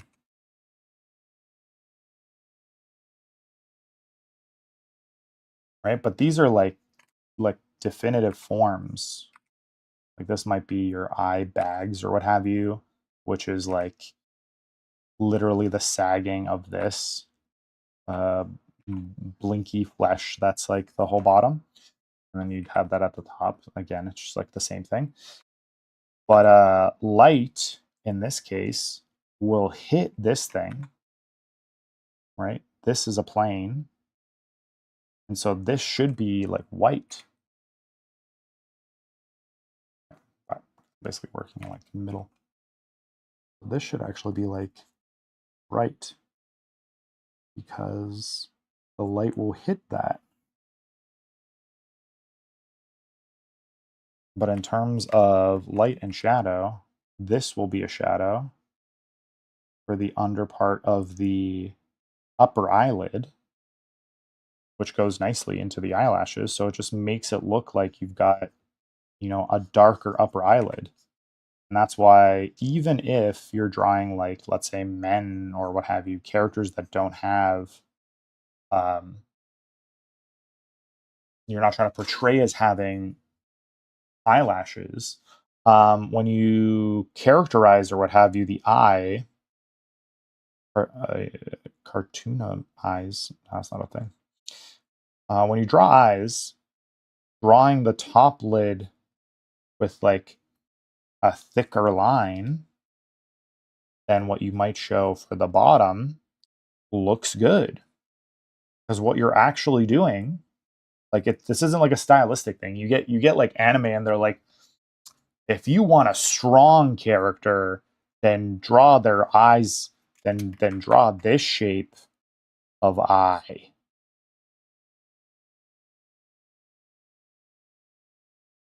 Well, that's you know that person's gonna kill you. I've seen things like this before. But if you want, and there's shape language is like the reason for this. I'm now realizing, but oh, like I'm immediately taking it back. But if you want like a cute character, you draw eyes like this. Oh, and now they're gonna be cute.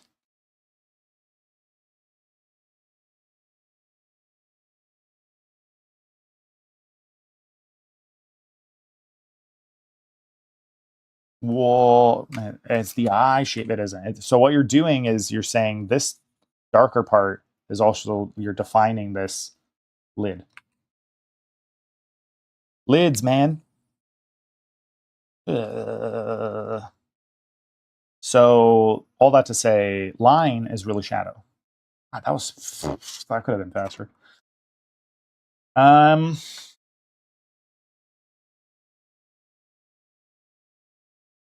what was I on about this? Oh yeah, if we're gonna go like real detailed with an eye, then this should be dark.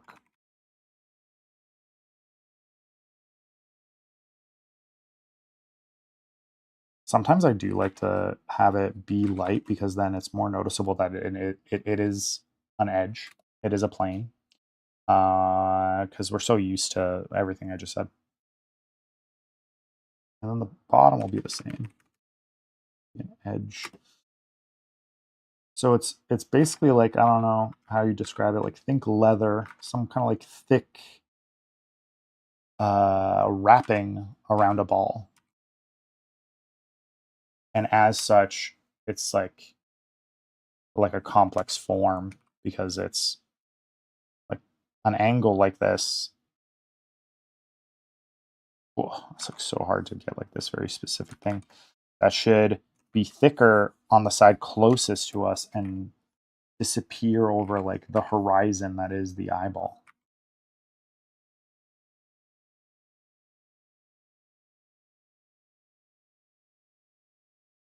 Also, here's like a really great just cheat essentially. If you want to draw anime people, uh anime is not human anatomy. I don't know if you've like heard this. Drawing to draw anime is to draw cats. So if you want to draw anime people, draw cats because they're not humans. They're definitely not human anatomy or proportions, right? That's why you never, unless you're doing like anime like uh that's like Berserk or something, and then they're doing something more realistic, more adult. But most of the time, it's like to appeal and to be cute. So it's cat anatomy. It's like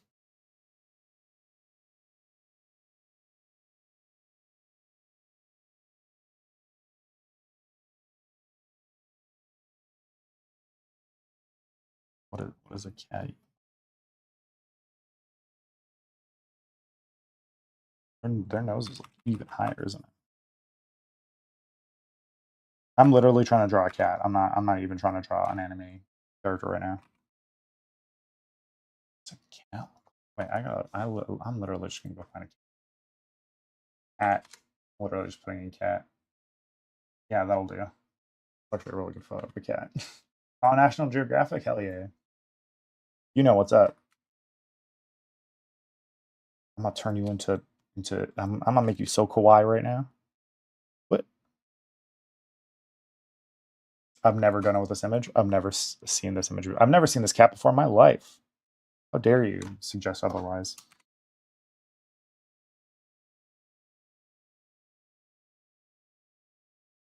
You can already tell.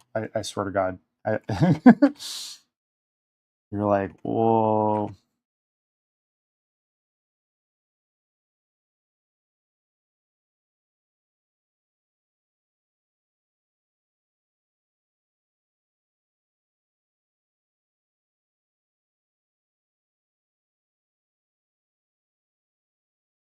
You're so beautiful.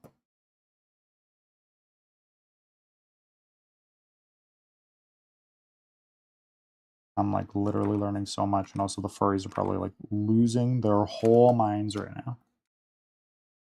Oh man.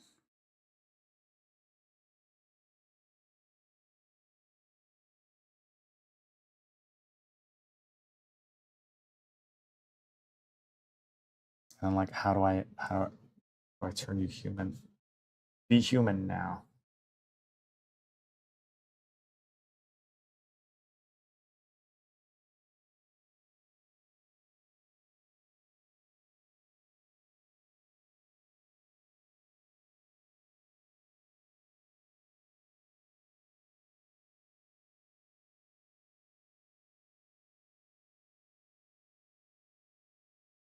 Obviously, their mouths wouldn't be there, but the point is that they'd have basically non-existent noses.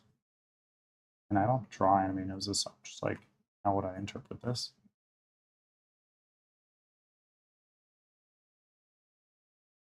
What is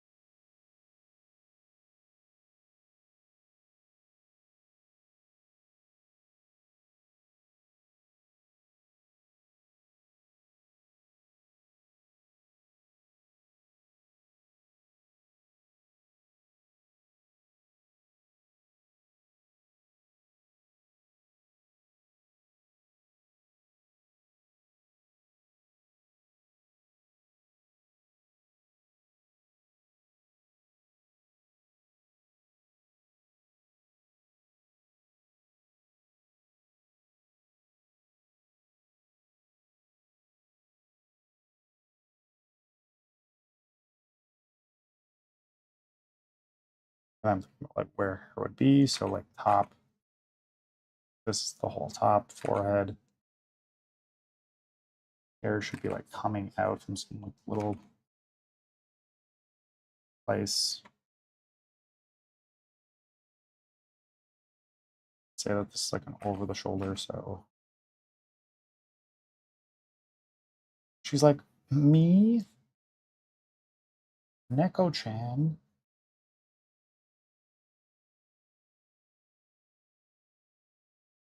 That second eye is like SSL for sure.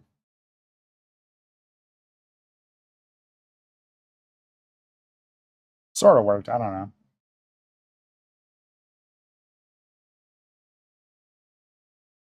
I'm doing her like, I'm kind of implying that she's not like front view by way of this. Always less noses with freaking anime.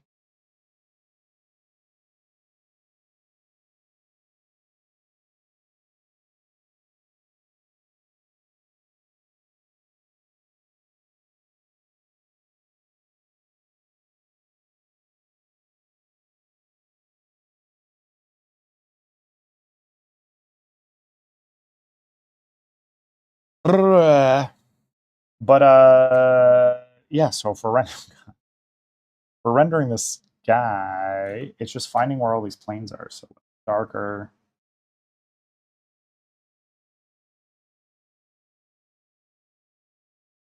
light, light, dark, even darker, right? Because that's you know, an actual hole now. This is like a dip from the from under here, but this whole thing would be shade, and then this would be even darker than that, right? Like how we were talking about. So I might, with the cube, I might darken this, and then because I have opacity on, go over that whole area so that the first thing I went over is, you know, proportionally getting darker.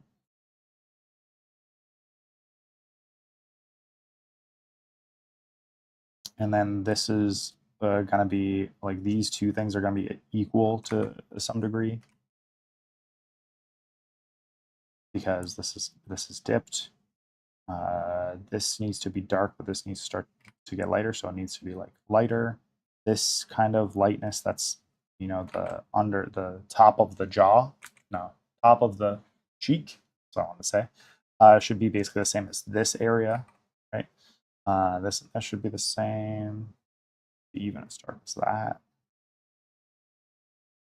This is the side. It's all under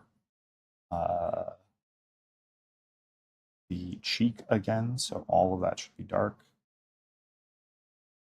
The upper lid will be darker than the lower lid because it's usually like down, right? The under eye will be down. And then in general, like the whole front of the face, presuming in our thing that, you know, the light's from the back. So all these tones need to be different over everything, because what I've gone over already can will get darker because of my opacity and everything. So that way I can basically guarantee that I'm uh, darkening everything, but like keeping it all proportional. Then I might brush back into like the tone of the canvas, or just be erasing. You know, you might have like a kneadable eraser. This kind of project works really well when you are working from like light out, because then you can like start to sculpt things, as so to say and think. They might go like, oh, over here I'm gonna like paint in this like upper thing, and you know, you have like a kind of top brow area before we get into a frontal bone. So I might make these two things, the like reversible so that I'm literally going back and forth and going, okay, I want to make this area lighter because it's the top. Find this whole thing as being the top something. There might be a little corner here, the top side of the lip, especially because like the lips being generally like wet, they're gonna be more reflective. Um, Same thing with like the eyes. We got more whiter eyes because they're juicy, they're reflective. Like the top of the ear versus stuff, but like this gets into like minutia really fast. And like I was saying before, you don't really want to get into that minutia. It might be better to just stay simple. But do be finding these edges, right? And going like, how do I define this corner versus this corner and make them still noticeably different, right? Like this is definitely the top. This bridge of the nose is the top. So the side thing, it's still the top, but I need it to feel different than the top, like the middle top. So it needs to be notably a different tone from the top. It's an important distinction because you want to still register that that uh, that this is a change. Right? Here is a change. So this tone needs to be different than this tone, which communicates that changeover. That's an important thing. So all this might be like a top edge. And this is where edge control really matters. So I might even like start doing that now and go to lasso. Really define that edge. Eyes. So now I can more definitively define that, clean that up. Now I have a more definitive thing there. I was getting like real bold with it. I might like um, do some of that edge control, like have a gradation at places. So like this bottom eyelid.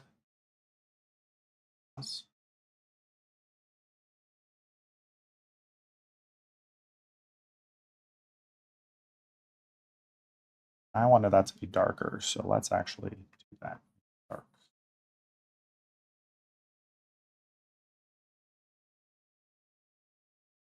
But this bottom one,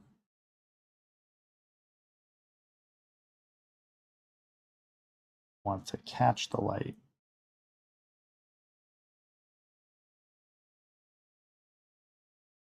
We're gonna make it light. Let's say it's as bright as this. It's like the same angle.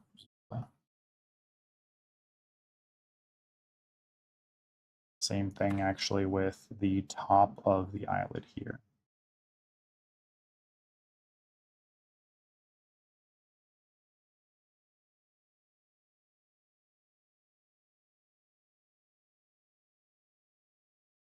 It should be bright, right? Because it's the top. But it's a sphere, so it's not that simple. You're gonna the part that's in there more is gonna be darker, and these are gonna act as different sides actually. And I'm kind of thinking this side should get more light for whatever reason. So this will get darker here,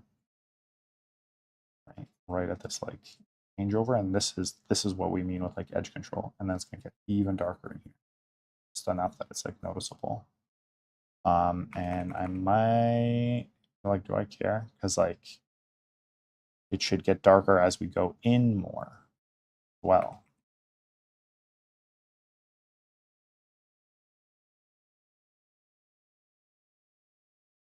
right at the edge of that.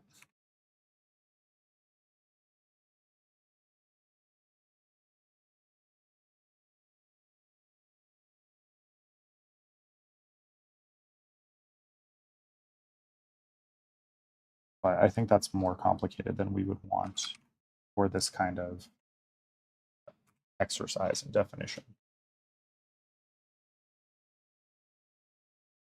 And then this whole edge that I was talking about, the underbrow,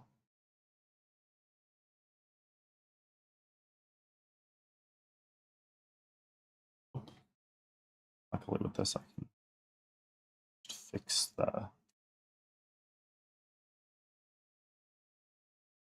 thing. Yeah.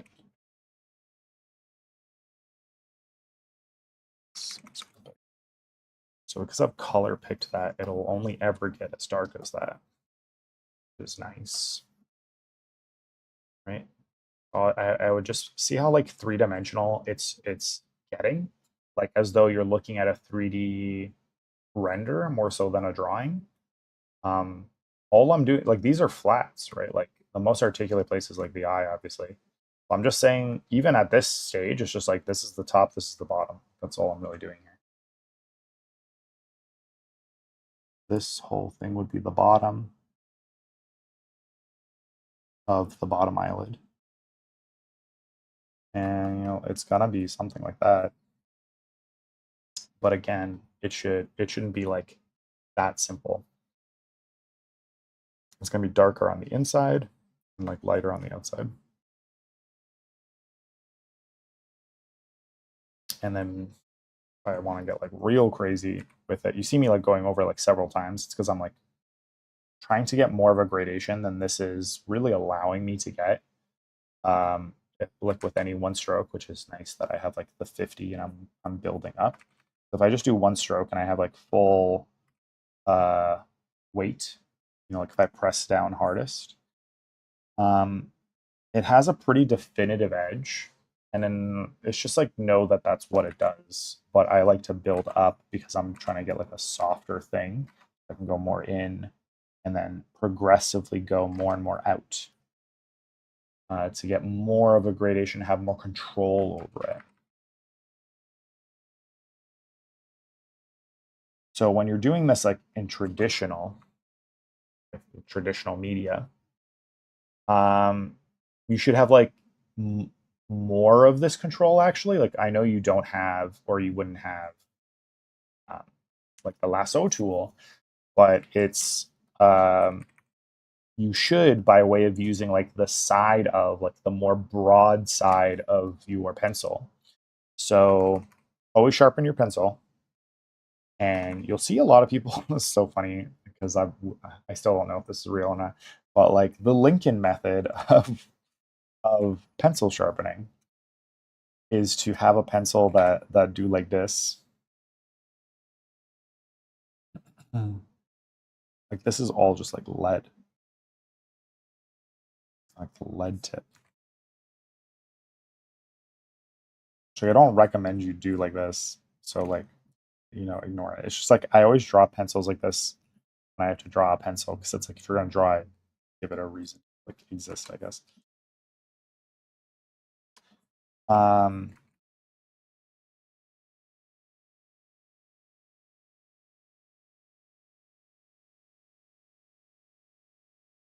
right, like when you draw, everyone like have I seen a pencil before? When you're drawing, and when you're doing detail like this, you want to use the side, or when you're doing rendering of this, you want to use the side because you're going to be able to get more of a similar gradation where you can like start off like barely visible and then you can build up on that like over and over and over again by putting more and more weight and slowly get this tonal thing. Hopefully you've done something before, you know, they've jumped you into, hey, draw a fully rendered character off these two images, and hopefully they did like, let's make, you know, tone scales and see that you can make with your pencil tone scales, you know, because you need to have the ability to go from like what I drew here. You need to have this ability with your pencil. You need to be able to go from 1 to 10 in like ability and know how to do that like confidently in order to render like this, because that's like the whole point. And then understanding like specifically what tone, like I'm not even doing anything like, oh, this is how it should look. This head is looking really like squished vertically. Definitely like doing something weird. Um, so yeah, that. And like I was saying before, like this whole area is its own thing. Like another plane change here and where the eye is. So maybe that's like it's capturing more light, or that it's not quite that. It's a bit darker. So I might get it to that and then make it a little bit darker just to read like differently. So if I am making the light come from the back, it wouldn't be this tone. These two things should be reversed, right? Like, see how that feels wrong? It feels wrong to me. But now I have to do like a game where I'm like, how do I shift it back? Because I can't like select that other thing necessarily. Going here and changing this. And then the edge control is a matter of, now that you know that these are the different planes, where is it a soft plane change and where is it a more hard plane change, and to what degree? Because in some places, like the edge of the eyelid, pretty sharp because it's quite a quick change. But in other places, like the brow here, it's a subtle change, and like the cheek, like that's a subtle change. But there is a definitive change, and you got to go like where over how much time, like all this, and that's what you're defining with all of that, different colors, and the like eye itself, and then there's cast shadows, which like they need to literally like cast on from wherever the light is. So if it's like from the back, we're gonna get like some nose cast shadow in here onto the upper lip. There's bounce light, which means like it's not as simple as it just being a flat color like this, because it's gonna bounce. And so where you'd presume actually would be the darkest would have like a gradation and like not be the darkest. What's actually the darkest is like little crevices like here in the mouth, and crevices like in the ear hole, and like the corners of the eyes.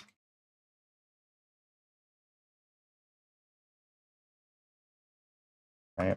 And how you render the eye itself is like all, how I said last time, if you can render a sphere, you can render anything, and that's for this reason. Make a sphere, and then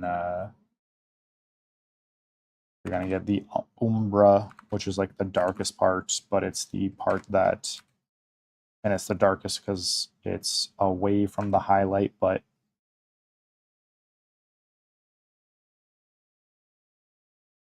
it's the bounce light that creates it.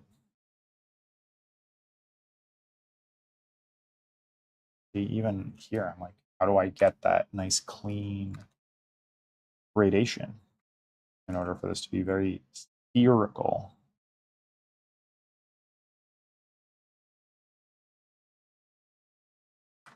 So it's a constant thing. Train is very complicated. So yeah, just so this also should have been the thing to do before, like, hey, fully make a real life depiction of a human being in a photo. Like, you should be doing a sphere and rendering spheres. Something that I did early on in college, actually, for my animation program, is to recreate textures. And so we had to do studies and come back in like weeks where we would have as accurate as we could studies of different textures. So you'd be like, here's grass.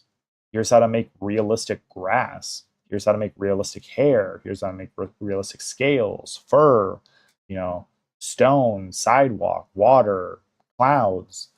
Because all of those are a rendering technique. It's like how to make a fluffy cloud, how to make something feel rough is a understanding of pattern in a sense, because how to depict the roughness of a pattern of concrete, let's say. So yeah, do spheres. And right now this is like, that's going to delete everything if I do that. But which on a new thing. Right now it's a sphere, but that's like a shiny sphere, right? Definitely like seems shiny, but then it's like, how would you make it a furry sphere? How would you make it? You like actually have a highlight.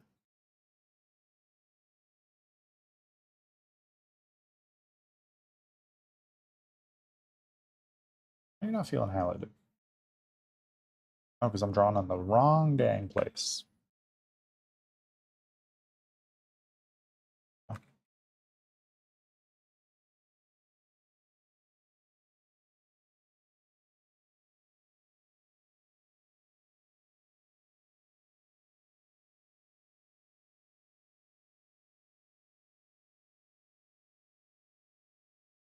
Right, and this is all like interpretive. I could go as far with this as to be, let's actually start drawing a warped reflection onto this ball if I was doing like crazy detail, right?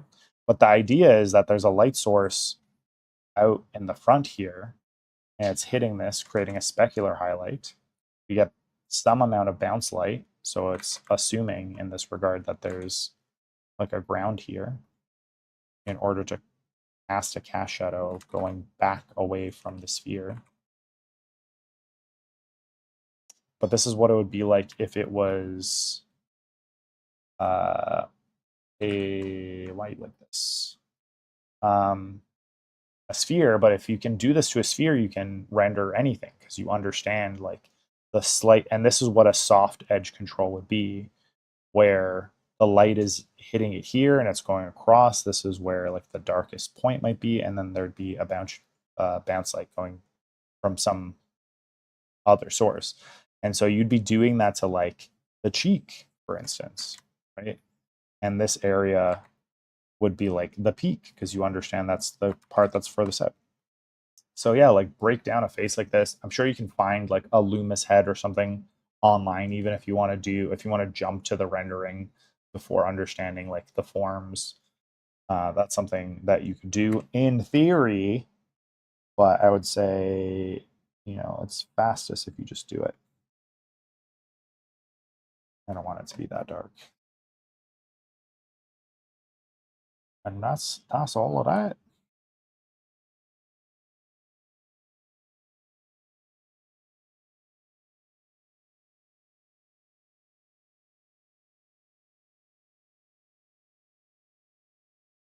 There are things I missed. Shiny sphere that looks really cool. Yeah, shiny sphere. Yeah. What's nice, a lot of programs have for like drawing on the wrong layer. Photoshop has this, but I don't know if like Ibis Paint or anything else has this. If you go to your selection tool, because I don't give a shit. Like I rarely name things, and that's obviously what a crazy person would do. But if you're like on the wrong layer, and I'm in like Photoshop CS4 or something, but I don't, which is to say, like the only thing I miss, I guess, from working in later versions of Photoshop is that they stopped doing the thing where they move you to another layer when you undo. It's like you draw and then you're like, oh, I don't like. You'll make a new layer, draw, and go like, oh, I don't like that, and you undo, and you presume, at least I do, that I'm gonna end up on an empty layer, but it doesn't remember making a layer as a thing to undo, or yeah. And so when you undo it removes your line and the layer, and you're back to where you were on your first layer. And so you go to draw thinking you're on a new layer because you made a new layer, but it doesn't. Anyways, in later versions, this is like what took them time and effort to do. They make it that it doesn't do that, and that's like still what I'm used to. It's just I think that makes more sense. So yeah, you would go through and you would do this kind of tonal thing everywhere. Even if you were like later on, this is why I say like if you can do this, you'll be doing this. This is like a fundamental way to do really good lighting, like late into an art career, because you start here, which is foundational to your understanding of anatomy and structure and all this. But you'll still be doing this, or like a version of this, when you're doing really complex renderings later on, because then you're going to do this and then make artistic choices as to where you might smudge or how you might edge control the changeover of lighting from one side to another side, and why you've made those choices. And yeah, you would put like this ball, this sphere, and the understanding of rendering the sphere. That's just what the eyeball itself is, right? You would literally need to do this for the eyeball because it's exactly. I mean, to be fair, your eyeball isn't a ball at all. It's like a weird little shape, which really messes up like this whole deal because it's not a ball, but you might as well presume it to be.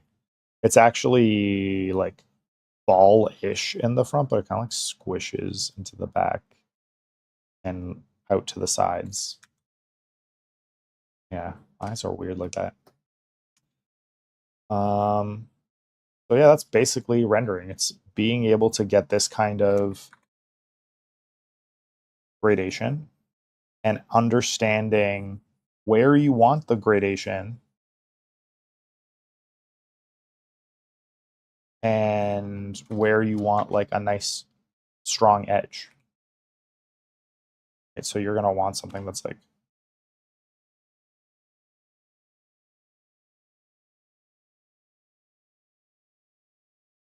so what I'm trying to do is like, and to a degree you do this in traditional as well.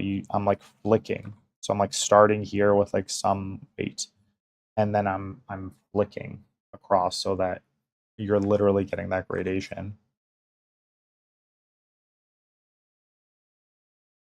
But you should have like more control over like the graphite or whatever medium you're using creating gradation like this.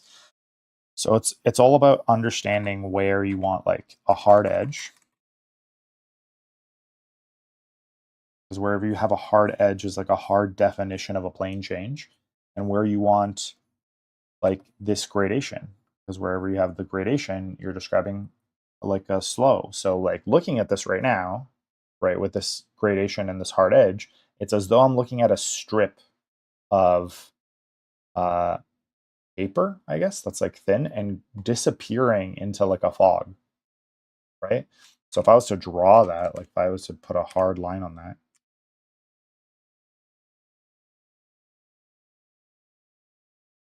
this would be like the hard line, like cartoony edge line. And it would go off, goes to continue on this kind of curve. Or maybe because I have this thing that it's going off like this.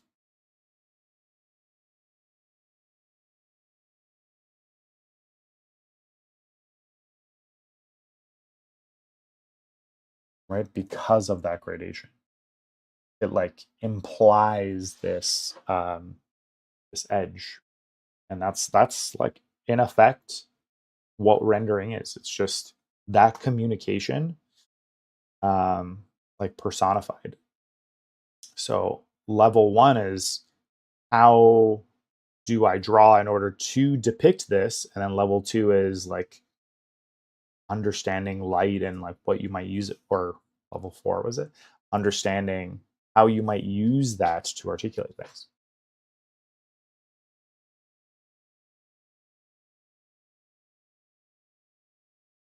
Right? And that's just by having this much. I'm communicating like, because this is sharp, something is ending or changing abruptly here, and there's like the change of something. This area is like something very different than this area.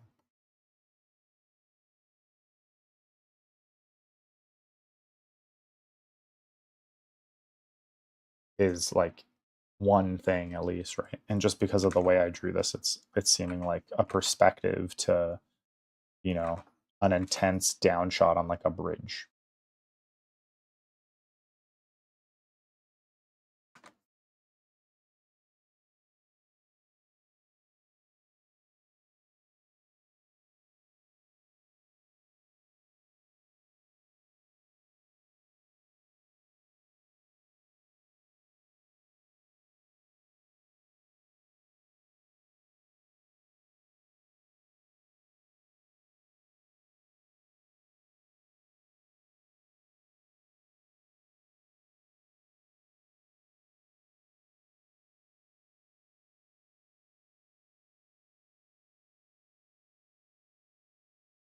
Right, but like that's rendering. It's just communication of planes. It becomes easier if you weren't doing humans. Humans actually makes it like a lot harder to conceptualize and do. Relating rendering.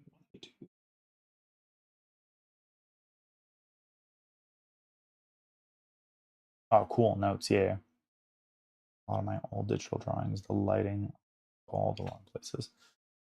Yeah, I mean, like, yeah, learn from life, like draw life, do like still lifes. That's really like the whole point of still lifes is to learn how to render. People are like, why would I draw fruit? Terrible at drawing fruit. It's not at all about drawing fruit. It's about like understanding on a simplified form. It doesn't have to be fruit. Draw like a basketball. The point is, can you understand how the light is affecting that? So I think what people like really miss from like a still life is it's not about the context of what you're painting or drawing. It's about the understanding of the light. So really you should have like a table light, like right on it, like a spotlight right on it, whatever that thing is. But you want it to be a somewhat simple shape. So like fruit is that. It's just a bunch of the same thing. So when you have grapes, it's like, let's do a bunch of spheres, right? So that you're really just in quantity learning it. And then like a fruit, like a banana is just like really like shapely, really like shapely cylinder. This could get out of hand, but it's kind of like a rectangle, right?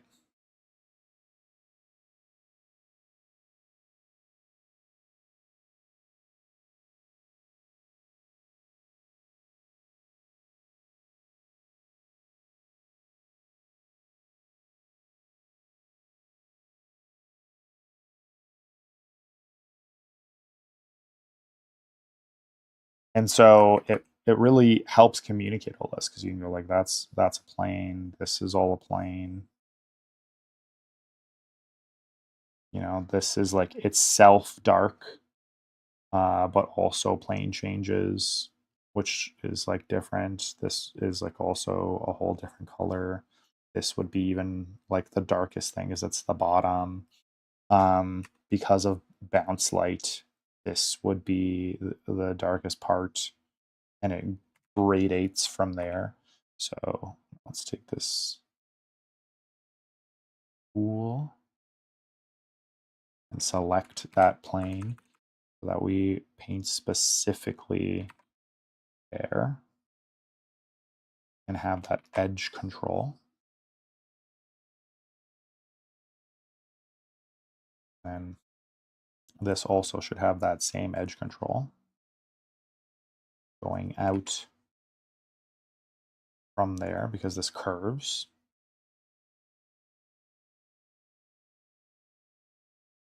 All right, same thing here. Curve out, so it's actually going to be darker.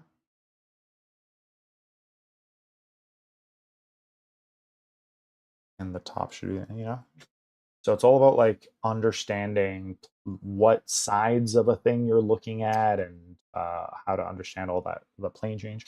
I'm putting a hard edge here, but like it really shouldn't be because it wouldn't change abruptly. You can go in here with this like little smudge tool and just try to smudge it up and bring out that gradation so that's not like so specific. And then maybe I grab like a whole thing and bring it up. Now I'm describing with a little butt. So with the smudge tool, you can really like literally pull and blend things to like literally sculpt, but with the shadow. Because like the more I push this tone down, the more I'm getting a hard edge here. And it looks like I'm getting a hard edge on the banana, making it have more of that pencil, that like iconic pencil look.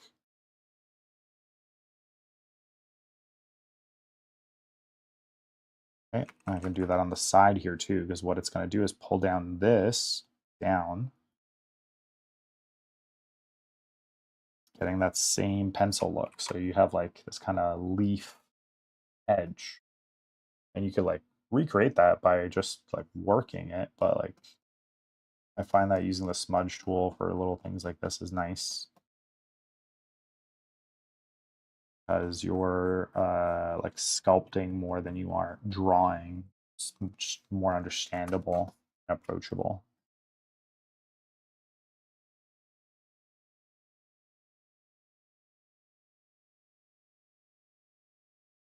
I want this to go out more like it's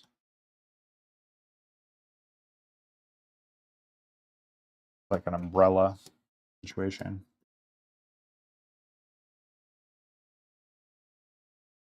Blend this whole edge. All these little kind of parts where I got wrong is like texture, like it's like a little divot of whatever, because there's a bit of lighter tone in there.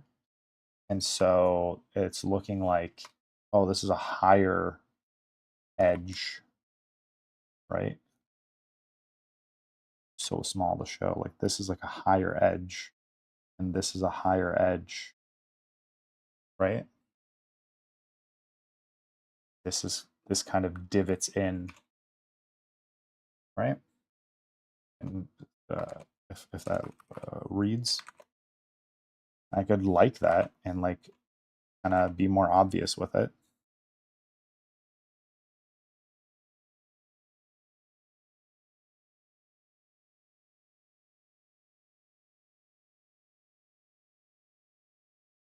If that's something I wanted to show.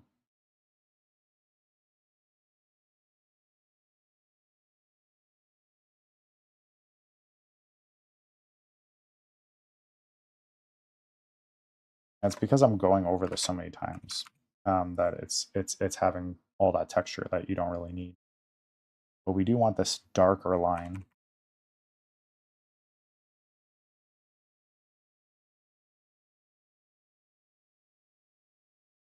I find it hard to be exactly how I need it.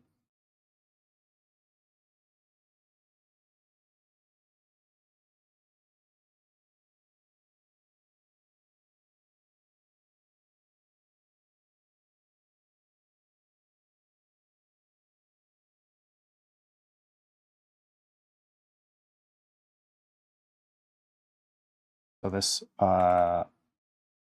effect is usually like right at the edge of where the light is.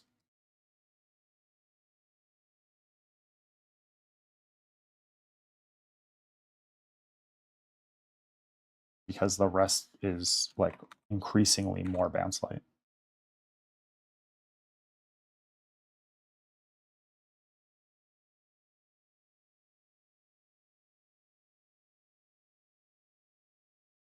I like to define like this bottom edge.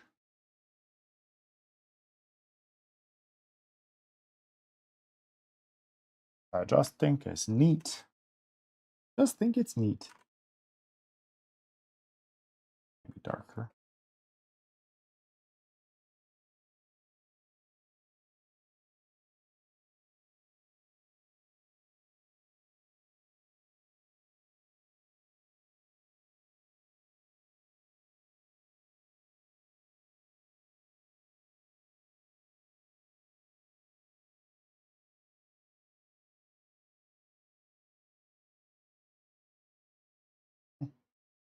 a little like less good. Now it's like so defined. But it's just understanding like where those edges are and like what is the point? You know, what are we doing here with this by making it that? But I think most people get stuck in like evaluating what they're seeing in front of them. So, you know, having a project where, oh, I got to recreate what's in front of me, that's good. But there's basically like a bigger thing there that gets lost unless you understand that's what you're doing, which is understanding like plane changes. And now you're actually doing something rather than like, hey, just do it. And it's like 4,000, 10,000 years of human evolution going like, what do we see with our eyes? What is this thing called life? And they're just gonna be like, hey, figure that out today in class in the afternoon, or you fail. The hell? The hell is that? Can give me a clue. That's why I like animation like schooling, because it really has like a definitive structural like this is the correct answer and this is how you do it. Um, because everything else is like interpretive and you can talk your way out of that box. You just go, I liked it. And they're like, okay. Yeah, it's a fun banana like structure. I don't know what it's like a pre pre peeled banana. Chalk pastel. Hmm. I really, when I did life drawing, I really liked what's called like new pastel, but it's just pastel, it's just chalk pastel. But I really liked it because as you draw, this is for like life drawing specifically, where you're, you know, there's a model in there. In animation, you do something like 30-second poses are the fastest, which are basically warm ups, but they force you to be like, oh, there's a person in front of us. He's like throwing a ball and right. You gotta like get 30 seconds over, and you gotta like be able to get on the page enough to communicate like what's happening, not the like anatomy or anything, but like the story of it. You got to be able to go look at it and go, I understand what was happening there in that moment. I can come back to it and work on it more. So you'll do 30-second poses, and that's what gets you in the space of like working faster. And then you do a minute, sometimes you do 2 minutes, but you do like a minute or 2 minutes poses, and then 5 minutes, and usually that's it. Like usually you're done at five. In higher classes, like literally in your third, fourth year, you start to do like clothing, because usually these are nude models, or at least like wearing like a bodysuit, so that you're not worried about clothing at all, but worried about basic human form. Uh, and then you do rendering like in your final year, like because this is all hella complicated. Well, how do you know what to render on this when you don't even know that there's like a this go up, or that this is a muscle on the cheek, or like that there's a little muscle in here, or where this ends or where this ends, where how do you know?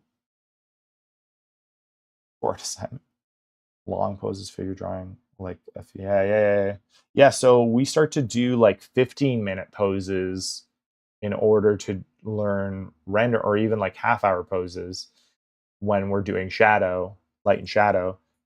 And a lot of that is like, and it usually goes hand in hand with clothing, because then you're learning drapery, where it's all of this, right? Where you get like, if you have like something draping like this,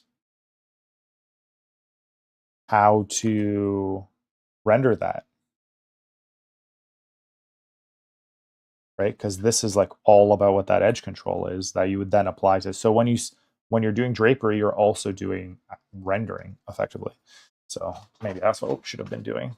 But that's where that edge control thing comes in handy. So we would be like, yeah, the light would only like we would only be rendering this part right now, because obviously after this is like a completely different like structure effectively. Like they're connected and everything, but it's different planes. So like, yeah, all of this would be a tone, outright, but it's going to be, let's say, darker here because it's starting to dip over that edge.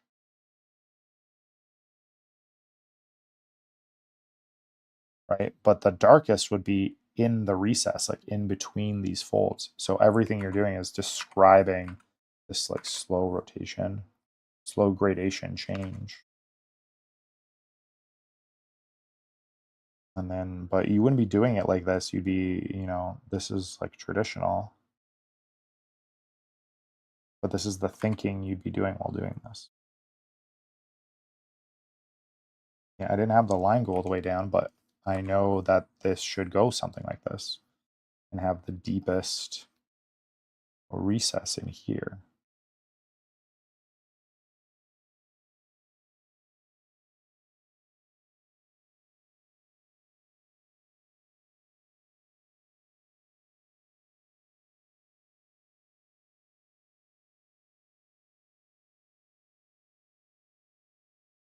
And because I have, that line not going all the way across, it should blend there.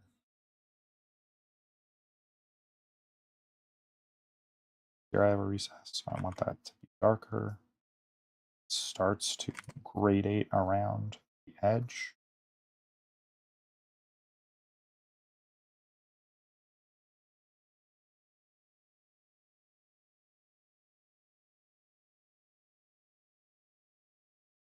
Oh, but what I was going to say is I like new pastel because as you do life drawing, I lost my train of thought while I was reading the comments. While you are doing new pastel, because you'll have like figure drawings like this to start off with, but even in your longer poses by the end. And blend you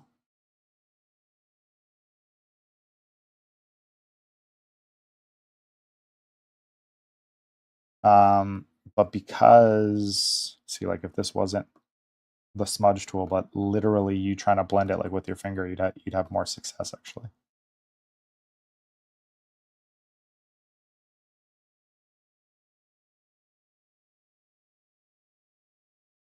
Just not creating a very clean job. Works better in Clip Studio actually to blend.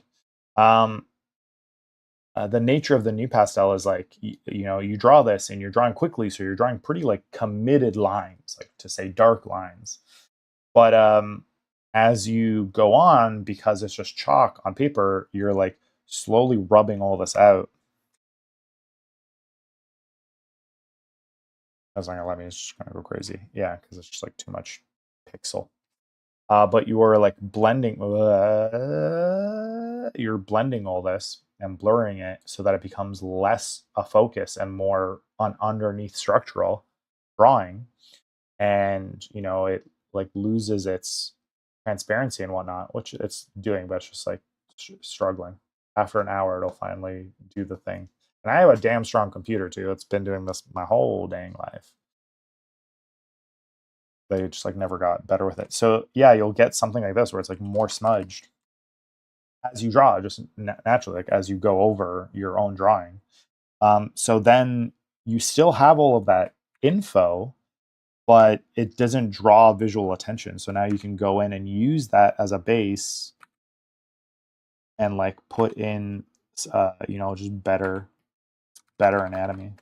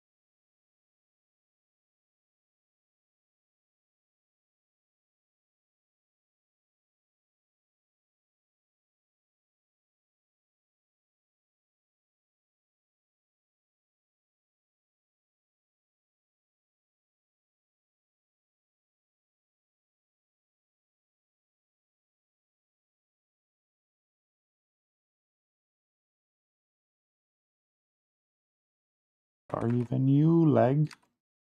Don't know how a leg would actually look like in this. Having to like redefine. So I'm like, oh, this will be more in front of him than way the hell off to the side how I did. Trim this top part.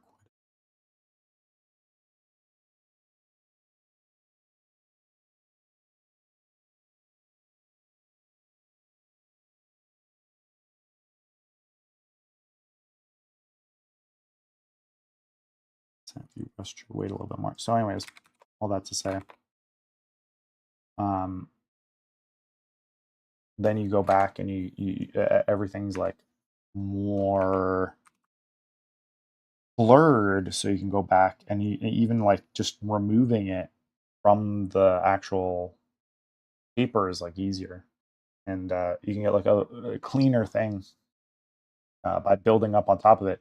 And even like, oh, you do this, and then you're like, okay, well, time to do round two of getting detail, and you like rub your hand over it again. It goes even lighter because when you do animation, like it ends up being in stages where you go like, here's my rough, and it's more about like feel and mood and acting, and then you do your tie downs, which are like, okay, but let's actually make it be like more accurate to the character, and then you would do like the cleanup. So that applies to life drawing as well, where you have like your gesture, it's the acting and it's the mood. Then you have your tie downs, which is something more anatomically character accurate and whatnot. But you didn't lose the acting. The acting was the first and most important thing. It's like your gut reaction. And then you have these tie downs, and then you make it like light again, and then you do like your like accurate like cleanup pass, which is to say like, oh well, now I know even like an anatomically correct character. Okay, let's now do like um the parts that make it like more a character and just better. But I am not going to be able to do that because I suck today. Also, because I don't put down any of the structural stuff. I don't know what nothing is. I don't have an actual model. Pity me.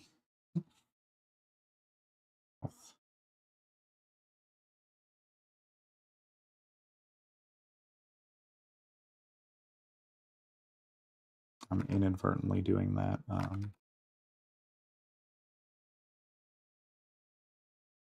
Bayren thing now. They got me with it.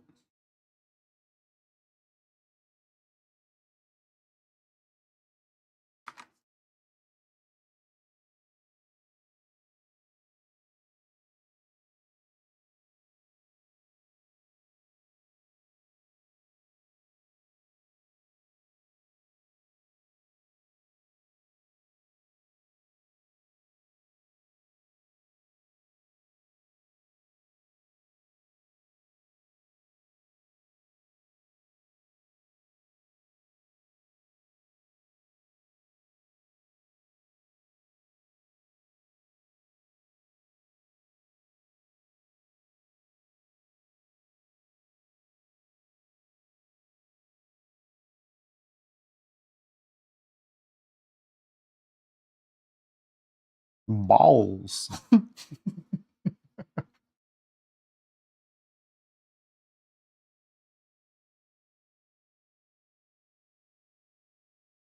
Ass seen from the front. Anyways, so it's pretty fun one now, man, I guess.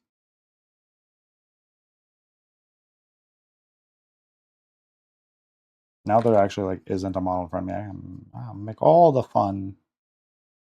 I'm not making fun of anybody. Bodies are just funny. What? Think. Oh, toes are like their own thing. Yada yada. So it's just nice new pastel.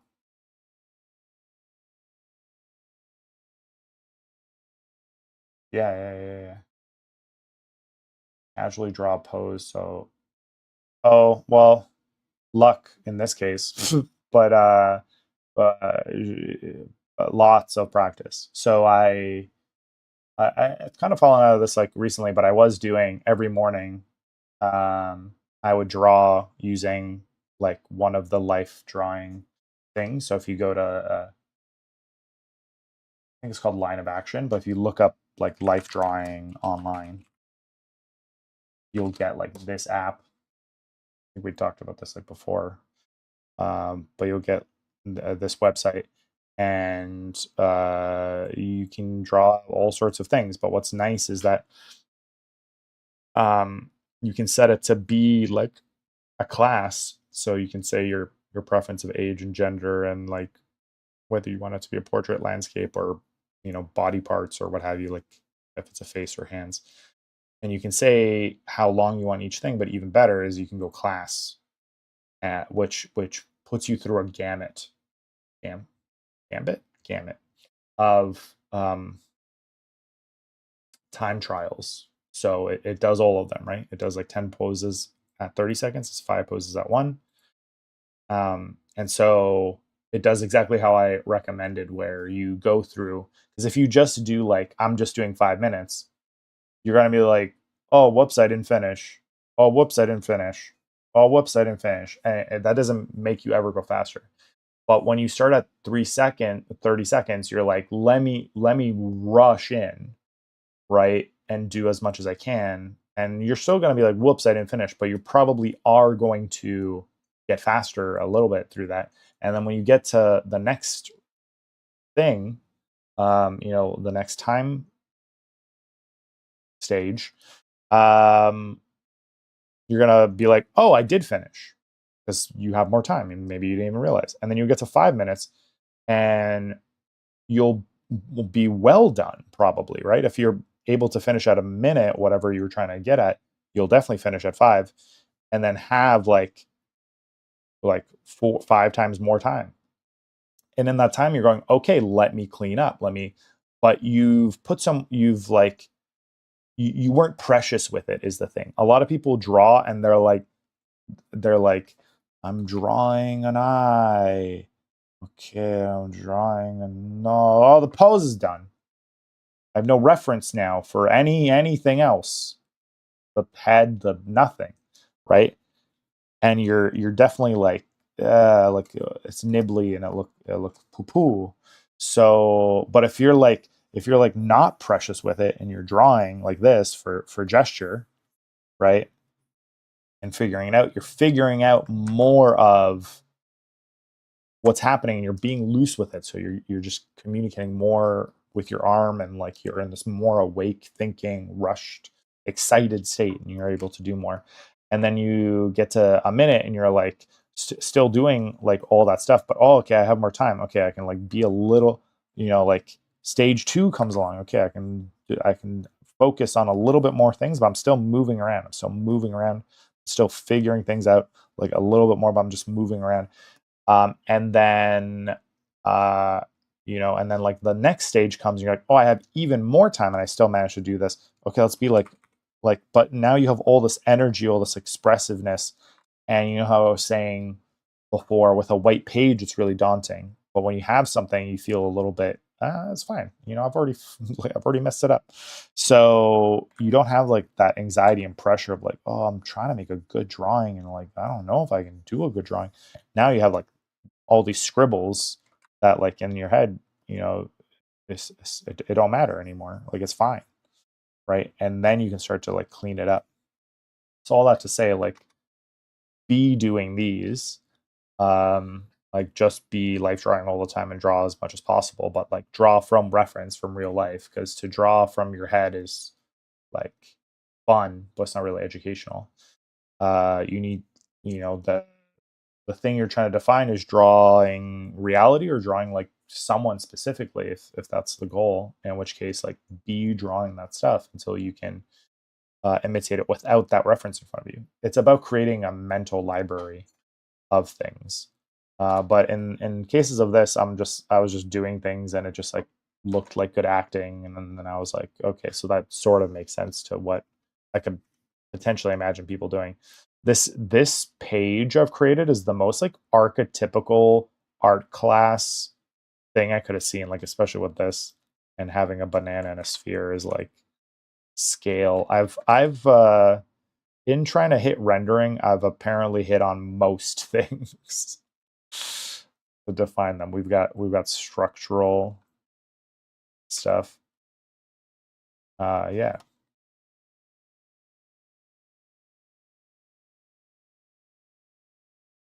But I think I'm gonna end there. That was a hella um detailed.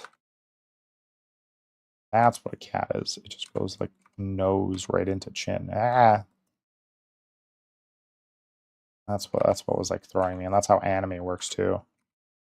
And then they basically like because cat ears like are all the way back here, like they kind of don't have a cranium. They draw like the jaw, and then the cranium is like here on like anime characters. Why you keep going? Oh, because I'm undoing so much. Right, so like a side profile of an anime character is like this, and then they just draw their mouth here, like, yeah, I have a mouth, because they fully don't understand what a mouth looks like because their anatomy is from a cat. And then they'd like draw an ear here if they draw an ear at all. And it's like ears and noses on anime characters are like non-existent as possible. Like, yeah, man, I keep seeing actually like the how to draw manga books, and please God don't, like, just don't learn, go to like a Loomis art store or like a Curry's and get like any sort of um like art book. So for anatomy, I learned and used this. I find it hugely good. Um, Michael Hampton's figure drawing, and it does a lot of what like I'm talking about. Oh, fool, right? Figure drawing, Michael Hampton. See how that's rendering. It's like how to understand the human body in these like really like basic shapes. This whole book is like how to break down a human into basic shapes. All right, like a hand glowing, and like, right, it's like really like even the wrist. This is the same page. Even the wrist as being like, see how it's really just a rectangular thing. Like, it's hard to.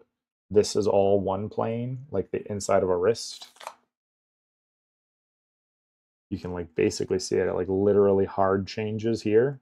Like, this is all the bottom, and then this is the side, and it's pretty much like defined by this thing, even though that's like definitely on the bottom.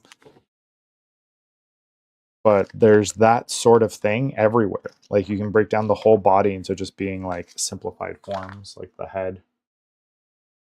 Right, that's like everything I'm talking about right there. You have this shadow under your brow because of like wrinkles and whatnot, and the muscle that is the top of your brow. You get like little divots, but you want to figure out how the face is like this. Your mouth is like a muzzle because of the muscles that are literally around your mouth. The like balls of your eyeballs are these things like inside of that divot. Like varieties of chin and mouth, because it's like sometimes mouth go out, sometimes it don't, sometimes you have more chin. That's how you character design. Ooh, I actually like wait, this says landmarks, but it's not really. I guess it is actually, yeah. Yeah, here are like the landmarks that I was telling you about. It's they're all like bone protrusions for the most part, and so that's basically what they translate from in the Latin. All muscle names are like Latin, and so all the bone protrusions are notable things and common places. So like regardless of like weight or gender, you're gonna get that. And it's things like the hole in your ear, the collarbone, like the sternum, that edge of the rib cage, this L shape of your thumb, right? Because it communicates like what angle and whatnot of the hand. um the like little V on people's like upper butt, lower back, right? These communicate angles of things and sides of people. Anyways, really good book. I really like it. I find it very like approachable, but also it's just like quality.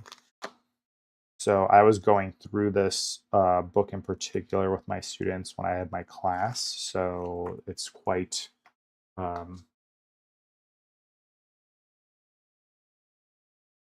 labeled.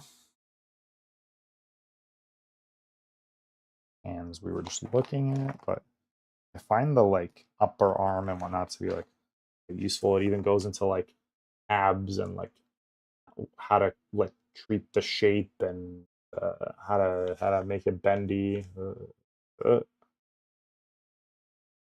Just realized I was showing a lot of boob. You know, eyes. So it's good stuff. Um, and beyond that, what I got, oh, I guess my sound is gonna still be really good over here. What we were going through when I was in college is called like Bridgman's Complete Guide to Drawing from Life, and it's cool stuff for sure. Like it looks really cool, but it's kind of like really stylized, right? Like if you look at like this whole guy lifting another guy, it's like it's all this like they don't really even have like a stomach, but like this works because it just feels really like weighted, right? Like you can really like feel the weight and all those like little muscles.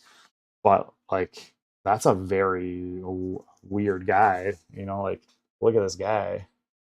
Like I think that's a very cool, good drawing, but at the same time, it's very particular. It's like a very particular style.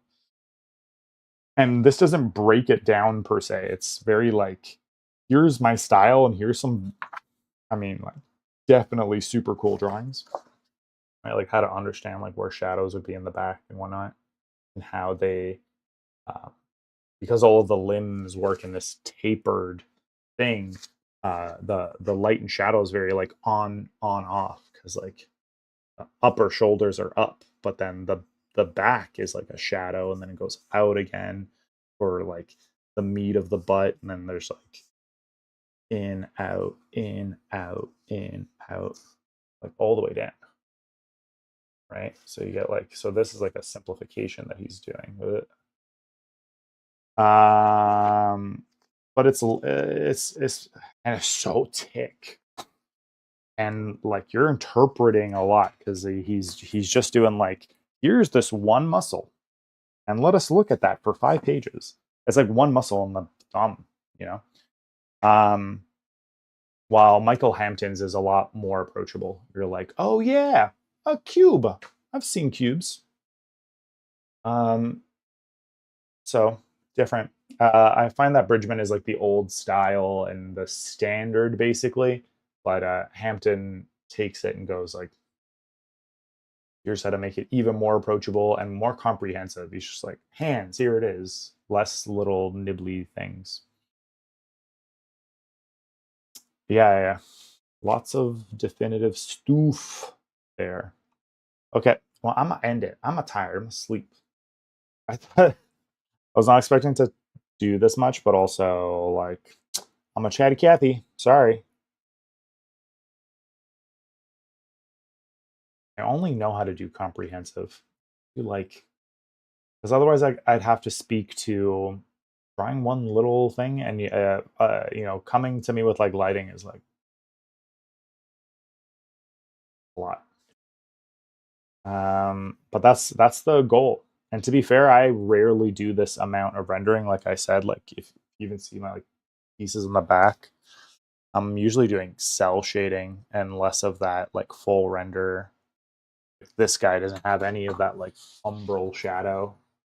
I don't do any kind of like umbral shadow on him. It's mostly just cast shadow and like cell shadow. I do like some blending here, whatnot, but it's still mostly just like line art and then like cell shading, which is to say like hard edges to things.